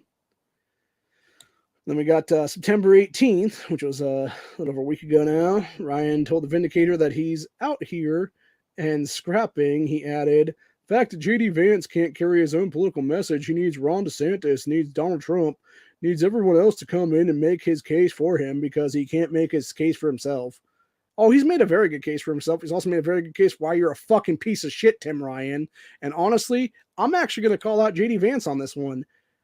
Make a political ad using Tim Ryan's words against him, dude, and make a fucking ad that says Tim Ryan should be removed from this fucking race entirely over that shit, dude. Using the kill and confront MAGA shit, dude. That's what JD Vance needs to do right now before this election cycle's over, dude. Instead of running these stupid ass taxing Tim Ryan ads, no, run the kill and confront MAGA Tim Ryan ad, dude. Said, now utterly contradicting Ryan's do-it-yourself narrative, Cory Booker has stepped in to hit the campaign trail for Ryan. Booker, one of the most significant far-left senators, was recently pictured campaigning for Ryan, even though the congressman has been trying to cast himself as a moderate. He's not, by the way. He's a hardcore leftist fuckboy. So there's no local news coverage of Booker's visit, but Ryan's digital financing director, Emily Crutchton, tweeted out multiple pictures of Cory Booker with constituents wearing Tim Ryan U.S. Senate t-shirts. Said Ohio Senate's absolutely packed house here in Cleveland Heights as Cory Booker rallies folks to go knock on doors for Tim Ryan in the, quote, workers first campaign. Pretty hard to be a workers first campaign, buddy, when you fucking destroyed Ohio's manufacturing for the last 20 years, you fucking dickless cunt, Tim Ryan. Oh my God, dude. Like I said, Cory Booker and Tim Ryan belong in the same prison cell together right now, dude. So in addition to being a former rival of Ryan's during failed 2020 that's another reason why Tim Ryan should not be a congressman anymore, by the way, is that Tim Ryan was trying to run for president in 2020, dude. Again, should have been automatic disqualification, fuck out of office, dude, forever. So being rival of Ryan's during failed 2020 presidential campaign, Cory Booker is also the fifth most far-left member of Senate, with Bernie Sanders leaning the furthest left. So during failed presidential run, Booker supported accelerating the end of using fossil fuels, barring new fossil fuel leases, phasing out fracking, instituting a carbon fee, and progressive climate dividend. Also supported having 100% carbon-free electricity by 2030 and putting a moratorium on drilling on public lands. Yeah, and you're not going to be the one paying for that, asshole. You're not going to be the fucking everyday American paying for that fucking shit, Cory Booker, because you're going to be in your fucking ivory tower like the little bitch boy you fucking are, being like, oh, these fucking peons, until you're not anymore, dude, when you're literally fucking sitting in a prison cell very, very soon, fucker.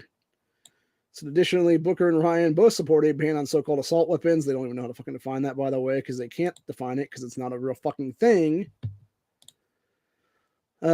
See, in response to Ryan appearing to call in Booker for campaign for help, Luke Schroeder, a spokesman for the Vance campaign, told Breitbart News Tim Ryan's calling in his far-left reinforcements, but he's trying to keep it a secret, just like he's trying to hide his 100% voting record with Biden and Pelosi. There's two Tim Ryans, the fake Tim who pretends to be a moderate in his TV commercials, and the real Tim Ryan, who's just another rubber stamp for the far left in DC.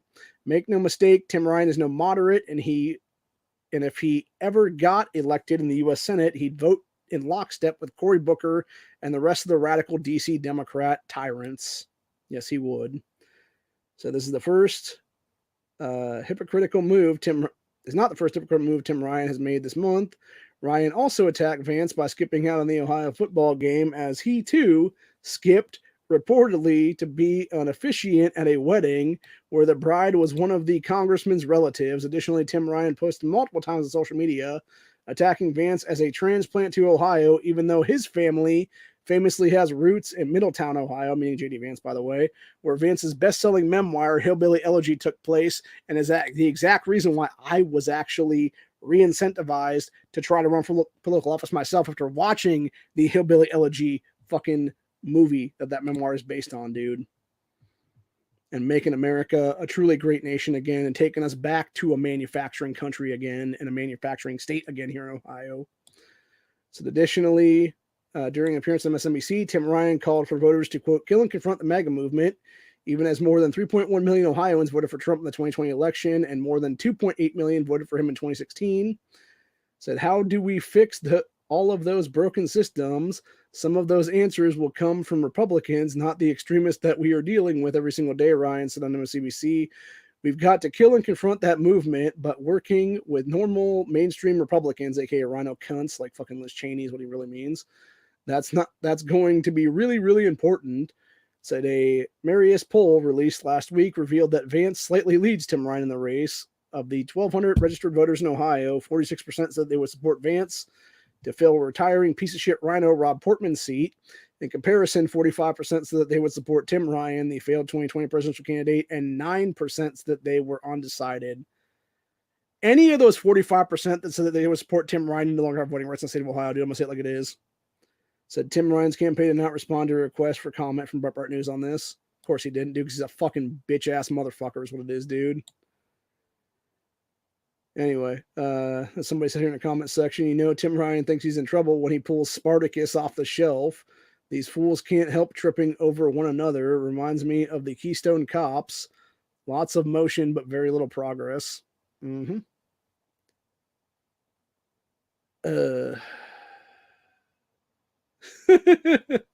That's actually funny. Somebody responded back to that guy and said, J.D. Vance should concede since Tim Ryan secured the coveted Cory Booker endorsement. Obviously a big ass joke in that one. But yeah, if you look back, and I'm not going to go look for it right now because we're already 2.5 hours into this, though. But yeah, if you look back into the fucking asswipe Tim Ryan's bullshit, dude, during the primary, you had Hillary Clinton backing him. You had every single Democrat in the state of Ohio. You had every single Democrat and fucking federal backing his ass, dude. And this bitch wants to talk about being his own man. No, he's a fucking bitch ass motherfucker for the Democrat Party, dude. He literally tides the fucking Democrat message to murder his political rivals, and yet has not been removed from the fucking U.S. Senate race entirely, dude. Tim Ryan needs to be gone from Congress. He needs to be gone from the U.S. Senate race, and he needs to be in fucking Ohio prison the rest of his damn life is what it is, dude. And it's as simple as that. And I will be calling the Ohio General Assembly today, and whoever the fuck else I have to call, dude, if it's Secretary of State Frank LaRose, and demanding that Tim Ryan be removed from the U.S. Senate ballot, dude, because this is fucking bullshit at this point. Enough is enough of this ass wipe, dude. It's time for him to be fucking the fuck on out of here, dude. Once and for all. It's time for fucking kill and confront the mega movement Tim Ryan to be gone from office and in Ohio prison where he belongs, dude. And it's as simple as that, honestly. And it's the same thing with the rest of these damn Democrats, dude. And their crazy fucking policies that have destroyed this fucking country, dude. They all belong in a prison cell at minimum. So, anyway. That's pretty much where we're at for the day. Actually, we're going to mention this one last thing here. We got Florida activates 2,500 National Guardsmen for the upcoming hurricanes and stuff. So, yeah. I pray that that Hurricane Ian doesn't fuck up Florida too much, man. But you never know, man. You never know. People are crazy, and crazy people are stupid and don't do mandatory evacuations when they need to, man. So hopefully nobody dies in there. But yeah, hopefully Florida looks pretty much the same after this is all said and done. There's not going to be another thing like Hurricane Harvey was in Texas some years back, or Hurricane Katrina was in Louisiana back in 2005. It's crazy to think those people have voting rights now, dude. A bunch of those people that were kids back then have voting rights now in 2022. So, anyway. But yeah, that's pretty much it for me for the day. And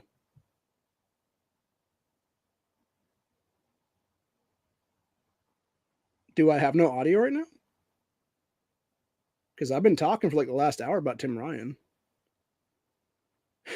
I swear to fucking God, dude, if my audio got fucked up in this. All right, but that's it for the day, though. I hope you guys enjoyed this episode. I'll see you all in the next one.